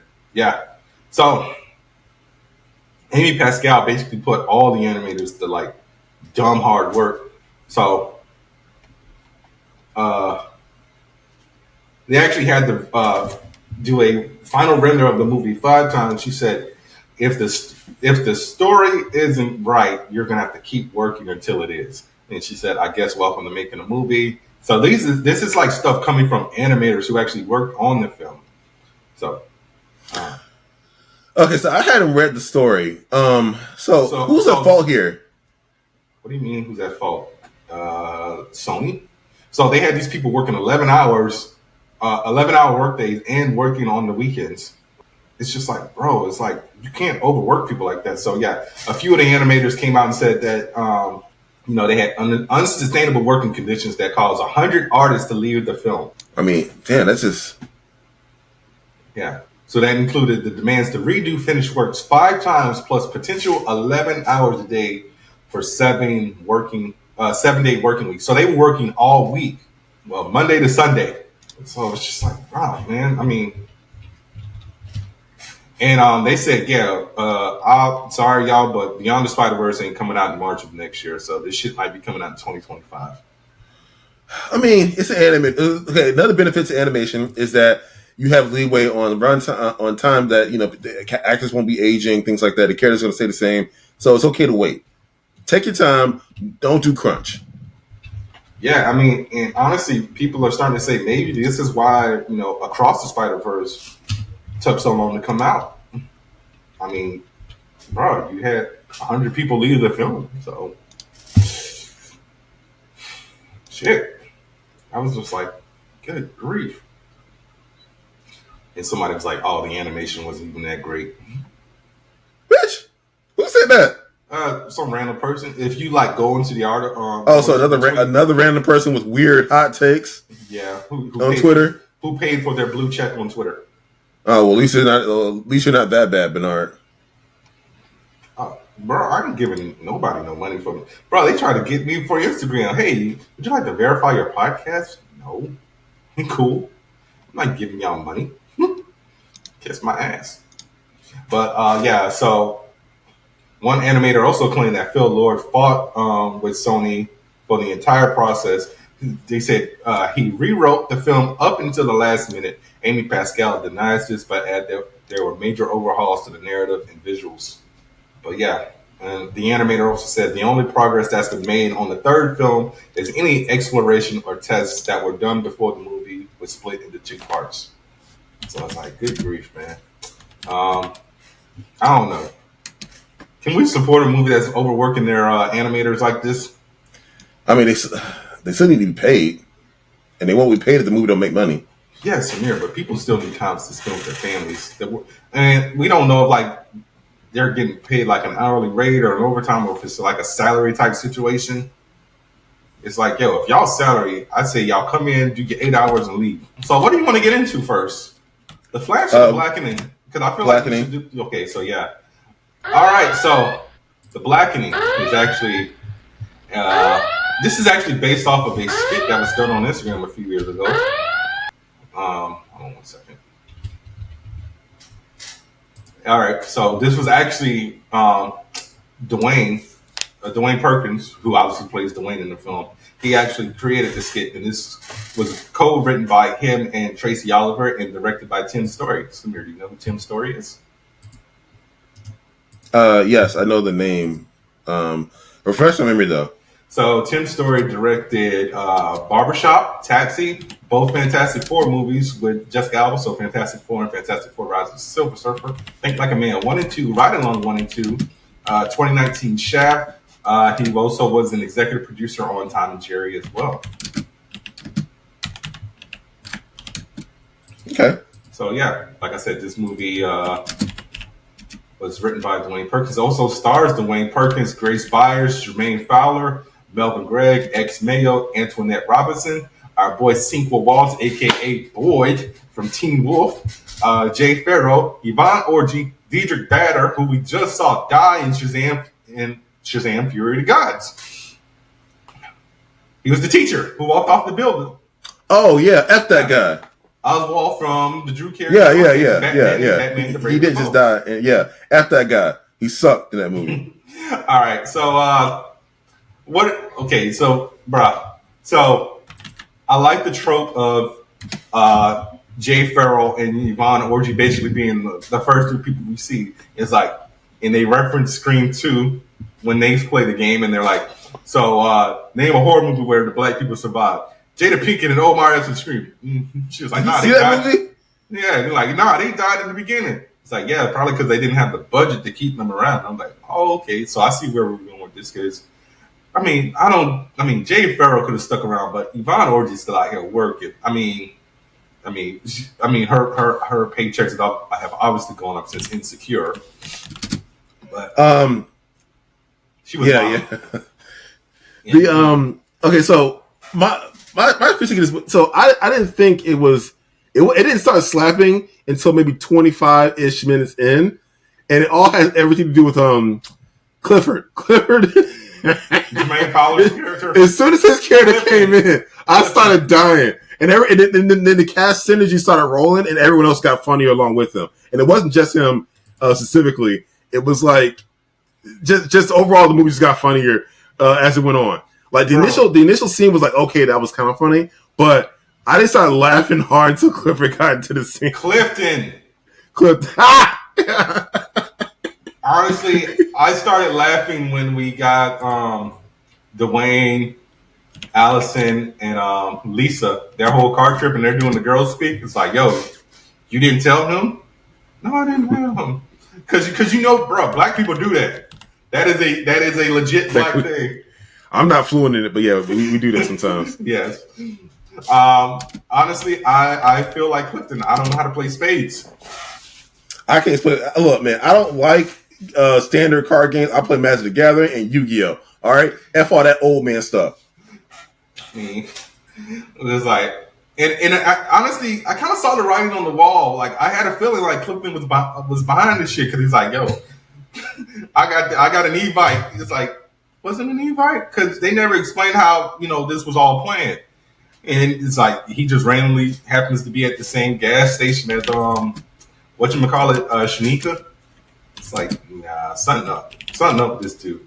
And then they were like, bruh, when they did the Friends question, I was in the theater. I'm like, okay, so yeah, we had Aisha Tyler, we had Gabrielle Union, Then they said Craig Roberts. I'm like, Craig Roberts was our friends. No, the correct answer is I didn't watch that crap. I'm like, damn, I should have said that. I mean, you can watch both shows. I watched all Living Single and Friends. But bruh, I was dying. Like, who's the blackest? You know what? Fuck this. Let's just pick Clifton. They're like, I voted for Trump. Twice. Oh my God. Okay, look, I can forgive the first time. Damn, that second time. I'm so mad they put that in the trailer though, because that would have been a lot funnier to get in your initial reaction on the movie. But they did not put when he walked out and said "All lives matter." I'm glad they didn't put that in. That was hilarious. Yo, first off, he slapped him, and he's like, "Nigga," and then he walked out. He's like, "All lives matter," and then broke out.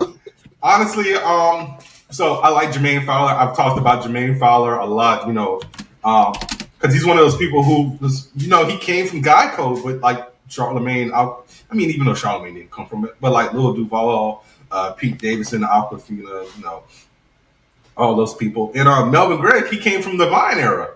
So it's nice to actually see, because the only person who's kind of still around from Vine was King Batch. So it's nice to see some. Actually, it's funny. Why wasn't he in the movie? Who? King Batch. He's not in this movie. I know. Why wasn't he? I'm surprised he wasn't. Maybe he was doing something else. Melvin Gregg, King, is from Vine. The dude with the gun with the white wife. Yeah, I know. I'm just saying, I'm surprised that King Batch isn't in this movie. I don't know. Maybe he was doing Legend of the White Dragon because he's in that. But bro, like Melvin. Oh yeah, he got a project called Fear coming up. Yeah, Melvin Gregg being the former gangster who, like, man, I ain't got my gun with me. What you talking about? I'm a changed man. And when he got the gun, lies. Yeah. Then he got shot twice in the same. Yeah. Oh yeah. How about the Kool-Aid's like, stop drinking that Kool-Aid, you'll get a cramp. And when we needed him the most, he get a cramp. Cramp. But bro, man, I thoroughly enjoyed this movie. I highly recommend, if you did not see The Blackening, go watch it. I mean, all black everything. It's nice to see Grace Byers in something because the biracial one, she was actually on Empire. Oh yeah, she was actually she was standout too. Honestly, everyone had a moment. Dude, this cast was so good. No one's overshadowed anyone else. They all did a good job. Yeah. And that's honestly what makes a good movie. Everyone has an equal amount of screen time and everyone, does their part. Yeah, I would say honestly, maybe if I had to pick someone, the weakest was Shaquan Walls, possibly. He might have been the weakest. He had to be the muscle. Yeah, in terms of comedic timing, he was the weakest because it's like out of all the jokes in the movie that was. He was at least funny if I had to pick somebody, but even then he the synergy and the chemistry with the rest of the cast was top notch. Everyone was so good. Yeah. So guys, if you have not seen The Blackening, go see it in theaters. Samir, what would you rate this movie? Because this movie is a 10 for me. Like I said, everything was just like spot on. I give it a 9.8 only because the initial opener. This is a specific anecdotal review because the jokes in the beginning didn't land as hard as the rest of the movie did. So I had to wait about 15 to 20 minutes for the movie to start picking up. And when it did, it didn't stop. I was laughing my ass off the whole time. Samir, we got to get you around more like ghetto black people. Like you come over to my aunt's house. That's what everybody is like. That girl talk, bro. When Dwayne and Nnamdi did it, like at the end, like, I died. He's like, I thought they were what females do. Yeah. The kid was like, I heard everything you said, nigga. Just gave away your whole plan. Oh my God, dead. Oh, that was so. That's what I'm talking about. Comedic timing. It was so good. Yeah, and I like Sequel Walls. Like I've low key been following his career since Teen Wolf when he was Void. The only thing I didn't watch him on was Power because gangster show was like been there, done that. So I watched him on Teen Wolf. He was actually on a show on BET back when BET was like trying to get like into good content and not just showing like reruns of Tyler Perry shows. They had two shows. They had Boomerang, which I actually tried to get you to watch, and they had American Soul, which was a It was a show that was kind of like focused around Soul Train. He played Don Cornelius, and they just canceled both of those out of the blue. Like in like I want to say like 2019 is like I'm like, and I was like actually for like the longest I'm like, yo, where the hell is my American Soul? Where's Boomerang? And Lena Waithe was like, yeah, they canceled Boomerang. So it's like, damn.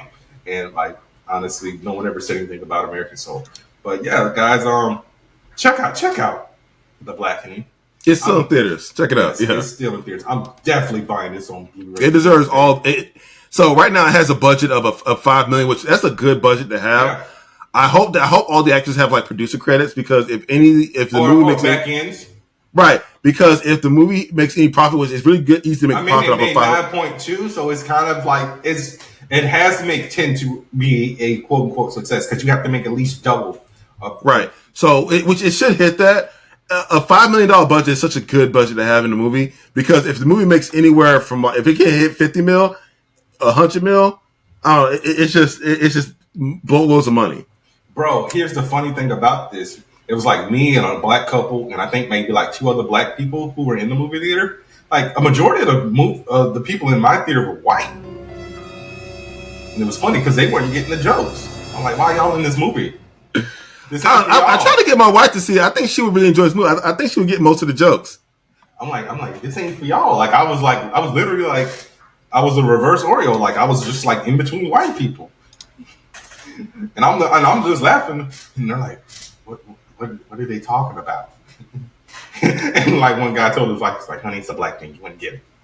Wow. Like, why? Yeah. Why are y'all here? Why are you here at 10 o'clock at night? Look, support black movies. So that's why they're there. Yes. Support black movies, but I mean, still. All right, so let's go ahead and get into The Flash. You know, the movie that has been mired.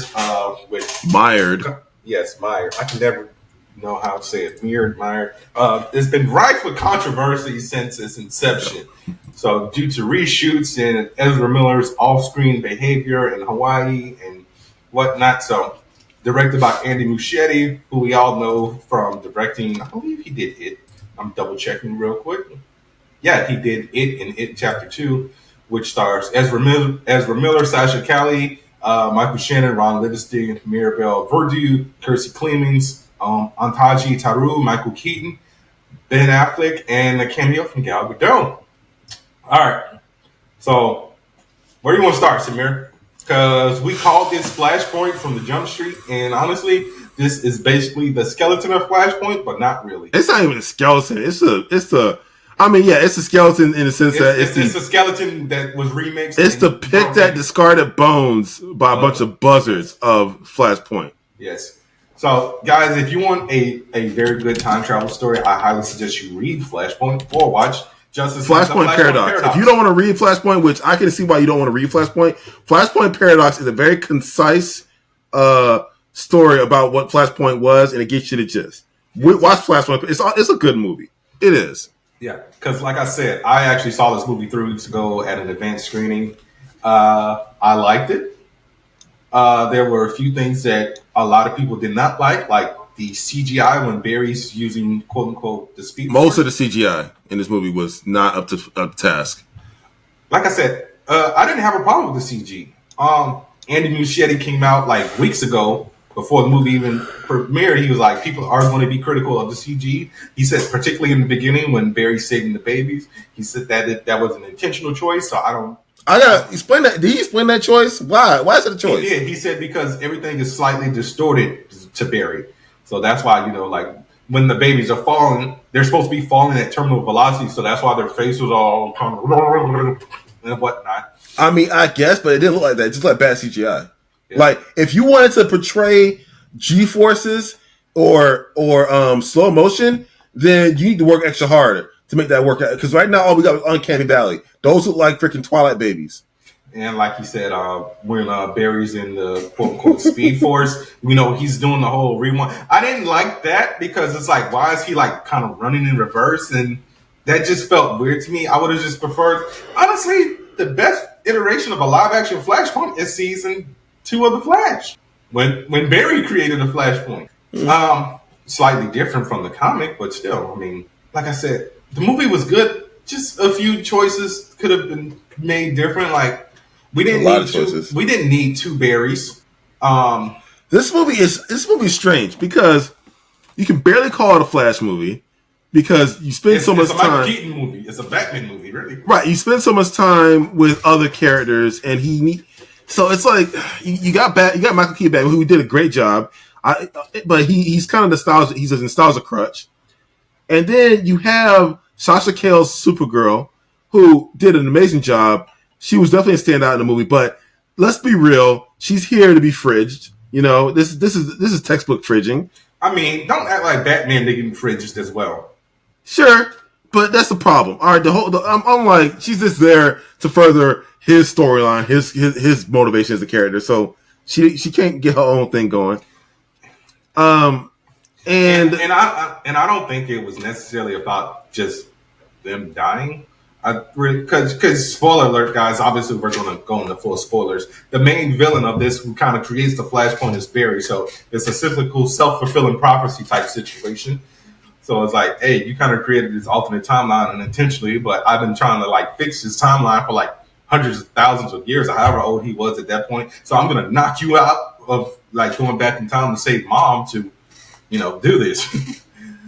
So, like I said, I enjoyed the movie, but I would have preferred like a true Flashpoint story. Like I don't mind the time travel explanation or how they did it. What I have a problem with specifically is, okay, so you have Ezra Miller and their on the spectrum rendition of The Flash and Barry Allen. And if you had a problem with it in previous iterations, you have double of it now. I wouldn't say he's on the spectrum. I would just say he is definitely on this. I would say he's introverted. Like, No. My guy. He's autistic because you see it in the problem, how he's over obsessing about it. He definitely has ADHD and maybe some little bits of obsessive compulsive disorder sprinkled in there. Like his mom saying, "Hey, you can't solve every problem," and he's going at it with the math and just overdoing the problem. He's definitely autistic. It's to some degree. And also his social cues and things like that were all off on purpose. Yeah, he's on the spectrum easily. With that being said, that's fine. But if it grates you, it's going to grate you more. I will give them their credit. Ezra Miller did a good job of differentiating, or at least the director did a good job of differentiating his personality between a younger self and an older self. Because his younger self is super obnoxious, and that's very on brand with anyone who grew as a person. 20s. Like, I don't know how I'll look at myself at 18 and think, I mean, I don't know if I'll be annoying, but, I feel like I haven't grown. I feel like I'm the same. I'm just better with money. I've definitely grown. Like, I mean, I speak up for myself more, and, I don't let people, use me. But, yeah, I mean, I feel that's called growth, Bernard. I know. No, I'm saying, like, my overall husk of myself. There's small details that have grown and evolved, but I feel more or less the same. But all right, so let's get into it. Gal Gadot made a cameo as Wonder Woman, despite the fact that I don't know how I feel about that scene. All right, everyone likes lasso scenes. Okay, yes, I know. Even though everyone hates Joss Whedon's cut of Justice League, everyone loves the Aquaman scene. Oh yeah, we're gonna die or whatever. And I mean, like I said, I like the opening. I didn't like the fact that he put a baby in the microwave, though. I mean, like, what kind of choice was that? I mean, it wasn't funny. It wasn't funny, especially after everything that's happened with Ezra. So that should have been changed.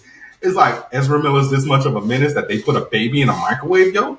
All I'm gonna say is that I didn't hate the scene, and it makes sense in the heat of the moment because, like, well, where are you gonna put the baby?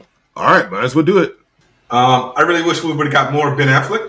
What do you think of his bat suit? I liked it. I mean, it's not the bulky Dark Knight Returns suit. It's a lot more slim fitting with a little bit of armor or whatever the fuck that was on there. I'm actually considering buying that hot toy. Oh, there's a hot toy for it? Yeah, and I like the blue cow. I'm a sucker for a blue cow Batman. Okay, because that's actually one of the first Batman toys I own. Blue cow, yellow bat emblem. I really wish Keaton would have had that suit because it was one of the ones. I liked young Barry getting the powers for the first time, and I like the fact that older Barry tried to do the Speed Force run, and you honestly see how stupid that run is in real time when he's running around in a circle. Yeah, and trying to phase. I also like how they showed how the molecules vibrate when he's phasing. That looks dope. Because I feel like that's something we should have got with Kitty Pryde in X-Men: The Last Stand, but we didn't. No, don't no. I know, but your boy made a cameo in the film. He also got a thank you credit in the film. Nikolai Costa-Waldau. So when young Barry gets his powers, that's who he steals the hot dog from. He steals the hot dog from Jamie Lannister. That was him? Yes. Someone wasn't paying attention. I mean, it was just a dude eating a hot dog. So yeah, Michael Shannon has spoken out about this film. He was like, he was just there to get a paycheck, pretty much, because he's like, what was the point of coming back as Zod if it's a different iteration? He's like, I mean, he got a point. Like, yeah, it's just like we said, this could have been a better version of Flashpoint. So the ending, which was filmed 2 weeks before the movie came out. Well, let's talk about what happened before that. So I like the multiverse explanation with spaghetti from Michael Keaton, because this explanation to me, this is pretty much this as far as like, okay, so we talk about time traveling things a lot on this podcast because obviously I'm a sucker for it due to Back to the Future, Doctor Who. So this might honestly be in my top 3 explanation of how time travel and the butterfly effect works. So you would have to go Back to the Future 2 when Doc Brown explains how Biff created an alternate timeline that's parallel to their original timeline, which isn't really their original timeline. It's the timeline that they're living in now, because timeline A is actually the timeline where Biff is still addicted to George McFly. So this Back to the Future 2 is timeline B, and the timeline that Biff creates with Hell Valley is timeline C. So the other one would be Blink and Doctor Who, how I can't remember her name, how she's never met the Doctor, but the Doctor has met her, and time is just a big ball of wibbly wobbly, timey-wimey stuff. And they obviously meet later in the episode, and she gives him the journal and everything. So her past is his future, but also his past. And obviously the big bowl of spaghetti with the Flash is like, yo, you created a timeline, so everything is kind of cross-connected, but at the same time, it's slightly different. So if I break this, and boom, it's that. So yeah, it's nice that they kind of rectified and justified Michael Keaton's existence, saying that, hey, the other 2 Batman movies, I ain't a part of those. So Batman and Batman Returns are their own franchise. Meanwhile, Batman Forever is also his own franchise, but somehow Chris O'Donnell came back, and Batman and Robin is also his own franchise because they're from Bruce Wayne's. So I like the fact that they're doing that now with multiversal theories and whatnot for movies. So that it also explains how George Clooney was able to come back in this film. But the thing that everyone hates, that they said was in bad taste and lazy. So when you find out that Barry, young Barry, is now older Barry, and he's basically causing the multiverse to collapse, is when you see George Reeves of Superman, Christopher Reeve and Helen Slater, Superman, Supergirl. Yeah, and it was a missed opportunity not to use Linda Carter's Wonder Woman, but go on. Yeah, the lack of Linda Carter's Wonder Woman. You get to see Adam West and Burt Ward in 1966. No Tom Welling in Smallville. No Brandon Routh in Superman Returns. So the fact that Nicolas Cage's Superman Lives fight a giant tarantula like the guy who was going to produce it. Because for some reason he had an obsession with giant spiders. Because he's also one of the producers on Wild Wild West. Oh. Yeah. So Loveless's giant spider, that's all him. It's like, bro, you could have used Brandon Routh because technically he is a continuation of the Christopher Reeve films. But yeah, everyone said that was distasteful using Christopher Reeve and Adam West, and obviously the people who have passed away. And obviously, the other thing that they mentioned, this is where the laziness comes in. So I'm pretty sure Warner Brothers has all this stuff in the archive. So like any audio of Christopher Reeve and Adam West and George Reeves, right? Because it's Warner Brothers. They just took all the clips. They found clips on YouTube and just removed the music from behind it. Yeah, that was lazy. Yeah. So it was just like, okay. Here's the thing: they got all that stuff in archives and like in warehouses and stuff. What'll be harder, just to go on YouTube and rip the audio? It take like an hour or two to do that, or go have someone pay someone to drive out to some warehouse somewhere and find that audio, or have it shipped to the studio. I mean, I get it, but it's still lazy at the end of the day. It is. So yeah, I mean, and I just found that out a few days ago, and yeah. So let's talk about George Clooney, the man who Charlemagne the God said was cooking up Casamigos in the Batcave, who said he will never do a comic book movie ever again because his experience on Batman and Robin was horrible. Made a cameo as Bruce Wayne. So I get that they did that just for shits and giggles. But does that mean that George Clooney is returning as Batman in The Brave and the Bold? Samir, that was a question for you. What was that? Do you think that George Clooney popping up at the end of this film is going to be like, you know, them low-key announcing that he's going to be Batman in Batman The Brave and the Bold? No, he's old. I mean, this is supposed to be an older Bruce Wayne story with Damian. I'm sorry. I think there would be better. I just think it'd be better choices. Like, I think he's had his time as Batman, and I think the fact that they called him back this one time was, I mean, it was a surprise they called him back at all, in my opinion. I just think it was weird that they would use him for this. Also, Ben Affleck slimmed down. You know how ripped he was in Batman v Superman? Yeah, I know. Because he eased up on the CrossFit because he obviously said it was too strenuous for him. After Justice League, he actually said that he was like, yeah, I had to. He was slim in Justice League. He wasn't as big. Like they padded a lot of his biceps for that. Like he was bigger in Batman v Superman. Dude, he was so ripped in Batman v Superman. Yeah, he was like, yo, I'm like in my late 40s. I can't be doing that. Yeah, it's like, dude. Okay, so I'm on the stance here is if they do the work of CGI, they can get the bodies they want and just do that. All right, just put in the work for CGI or whatever if that's what you want to do. Because at the end of the day, you're making these actors really unhealthy, and it's not safe anymore. To be honest, to slingshot back and forth like that. Chris Hemsworth was young when he did Thor, then Harder to See, and Thor again. You know, he's still relatively young when he did that. But older actors in their 40s can't do that. That's not healthy. I mean, Ben Affleck's 50 now, so either you stay fit, 365 days out of the year, or and mind you, that cuts down your roles because not everyone wants a ripped dude to play a certain actor every time. Yeah, Tom Welling actually complained about that on Smallville.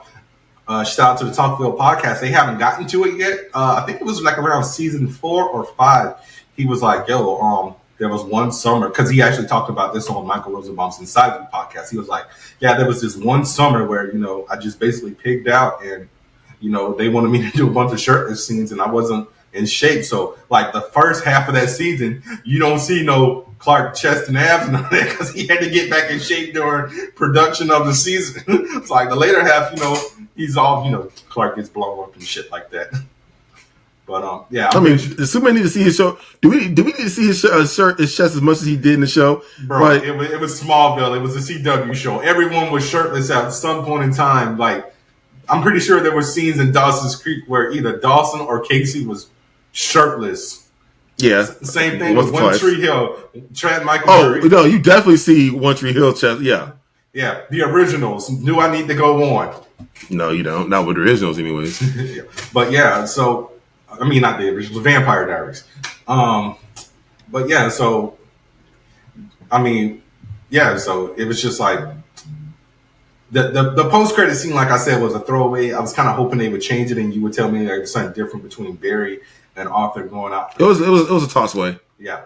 The movie gets a 9 from me. I like the one thing that we didn't talk about. So Bruce gets his Wayne tech to obviously restore the footage of Barry's father at the store. And, he's like, yeah, Dad, there's no way to defend this. You never looked up at the camera. And so when he goes back and, finally says, goodbye to his mother, he moves all the cans of tomatoes up to the top shelf. Yes. Yes. So, I mean, that was a nice happy. Did he learn his lesson there? Because that's a big change if his father doesn't go to... That's why now Bruce Wayne is George Clooney. No, his dad still went to jail, but now they have the footage to exonerate him. Right. So yeah, his father still went to jail. But how many butterfly effects was it? Because not only did his father have to look at the top shelf, what about an old man with scoliosis reaching up, maybe throw his back out, go to the hospital, die, and now his whole family got it? It's like there's a lot of ramifications with everyone having to look up to get that top shelf. You change everyone's day. Yeah. Now instead of everyone go looking down, they have to look up. It's the butterfly effect. Change one thing, change everything. So that's actually what I want to get into because like we said, there were a lot of reshoots in this film. Henry Cavill was actually supposed to appear in this film. And so there was actually like 3 different scenes shot. There was more scenes with Sasha Callie. Whatever. Damn, don't whatever the woman's name. Names matter, Samir. So yeah, there was actually supposed to be a scene where, after the court scene, it was supposed to be Ben Affleck, Henry. It was basically supposed to be the whole league minus Ray Fisher, congratulating Barry on his father's release. And it was supposed to be Henry Cavill and Sasha Callie. So they actually shot a scene together. It's just like, I would have loved for her to be around now, but who knows? So, and in that instance, finding out all the news about these reshoots and whatnot, the movie gets an 8 for me. Samir, what do you give it? I give it like a 5. So yeah, guys. I gave you a whole number. There you go. Yes. So, like I said, I thoroughly enjoyed the movie, but finding out some of the behind the scenes stuff, and us expecting this to be a Flashpoint movie, bro. I really. What I'm tripping out about is like everyone was gushing on how good this movie was. Bro, they had everyone: Steven Spielberg, Tom Cruise. It's like, and then we finally see him like, it's okay. Yeah. It's not terrible. I mean, like, what is going on here? No one is watching this movie because they're like, I guess we're Miller and the Minutes. We're not supporting this movie. So, this is. Yeah. And like I said, bro, when we reviewed Shazam Fury of the Gods, The Rock was also involved in some of that, but that was after the fact that we found out. Who was still trash. I know. I mean, I thoroughly enjoyed Shazam Fury of the Gods, but it was after the fact that we found out about all this stuff behind the scenes. I feel like James Gunn kind of ruined this movie. Like, bro, if you would have saved your announcement after this movie might have made money. But the fact that you opened your announcement saying that the Flash kind of low-key resets everything, is like, do we think Aquaman is going to make a movie? Because women love Jason Momoa, so do we think that Aquaman is going to, the Lost Kingdom is going to make $1 billion? Because also you got those people who stood by Johnny Depp and Amber Heard still in the movie. So it's like, kind of tricky. I think Warner Brothers might be done until Superman Legacy or whatever. Yeah, we're not going to see anything until 2025 or 6. I really feel like I want Blue Beetle to win because this is like really the first thing outside of the Snyderverse. I really want Blue Beetle to win. I like the cast. I like Jolo. I like George Lopez. I like Susan Sarandon. And bro, Jaime is one of my favorite. Bro, you get a teen superhero. You got me. It's like, bro, I want more Sideways. Yes. But yeah. So yeah, guys. I mean, watch the Flash. Then watch the Flash. It's up to you. Like I said, I give it an 8. Samir gave it a 5. And yeah, there's that. So guys, and it's lucky it got that. Yeah. So we're gonna ease up on the recording now because y'all got a long episode of this one. So guys, this is Bernard, aka the Scarlet Spider, and this is Samir, the King in Black, and we are the Angry Blerds podcast. All right, join us next time. Same Blerd channel, same Blerd network. Yeah. We'll have to push the review of Secret Invasion to next week. We forgot. Yeah, guys, long episode, so we'll give you a 2-episode review of Secret Invasion because I obviously forgot to bring it up. So yeah, we'll see you next week with a 2-episode review of Secret Invasion, which is a good thing because there are no movies that have come out this week that we need to review. Thank God, yes. Yeah, summer's kind of summering and not in the way it used to. So. Oh no, summer's going hard with the gaming industry. We got too many games right now. Yeah, I'm talking about films. I mean, we had Transformers, Little Mermaid, Spider-Verse, but June is when Fast X. Yeah, but June is usually when like beginning of May. Do we have any in July? I don't know. Let's check real quick. No, we have Dead Reckoning and we have Oppenheimer. I'm not reviewing Oppenheimer. Oh yeah, Barbie. Yeah, we got some blockbusters. I'm not reviewing Oppenheimer or Barbie. Look, I think you need to give at least one of those movies a chance. Pick one. Maybe not Oppenheimer, but definitely I think we should review Barbie. Look, the only way I'll pay for Barbie is if someone pays. I mean, the only way I'll see Barbie if someone pays for my ticket. Wow. Bro, I have no interest in that movie. I've told you that from Jump Street. You haven't given it a chance. You don't know what the movie's about. I've read the synopsis. She gets exiled from Barbie World. That's the synopsis. Give it a chance. And I like Greta Gerwig. Okay? I saw Lady Bird. Barbie, I just don't care about, dude. But yeah, guys, we're going to call it a wrap. Be sure to rate, review, subscribe. Follow us on Instagram at angry.blerds.podcast. TikTok the same, angry.blerds.podcast. Our Twitter is angry_blerds. Facebook, you can literally just search Angry Blerds. You can follow us on socials if you want to. Our links are in the descriptions. Samir, tell the people bye. Live long and prosper. Yeah, so we'll see you next week with a 2-episode review of Secret Invasion. Deuces, motherfucker.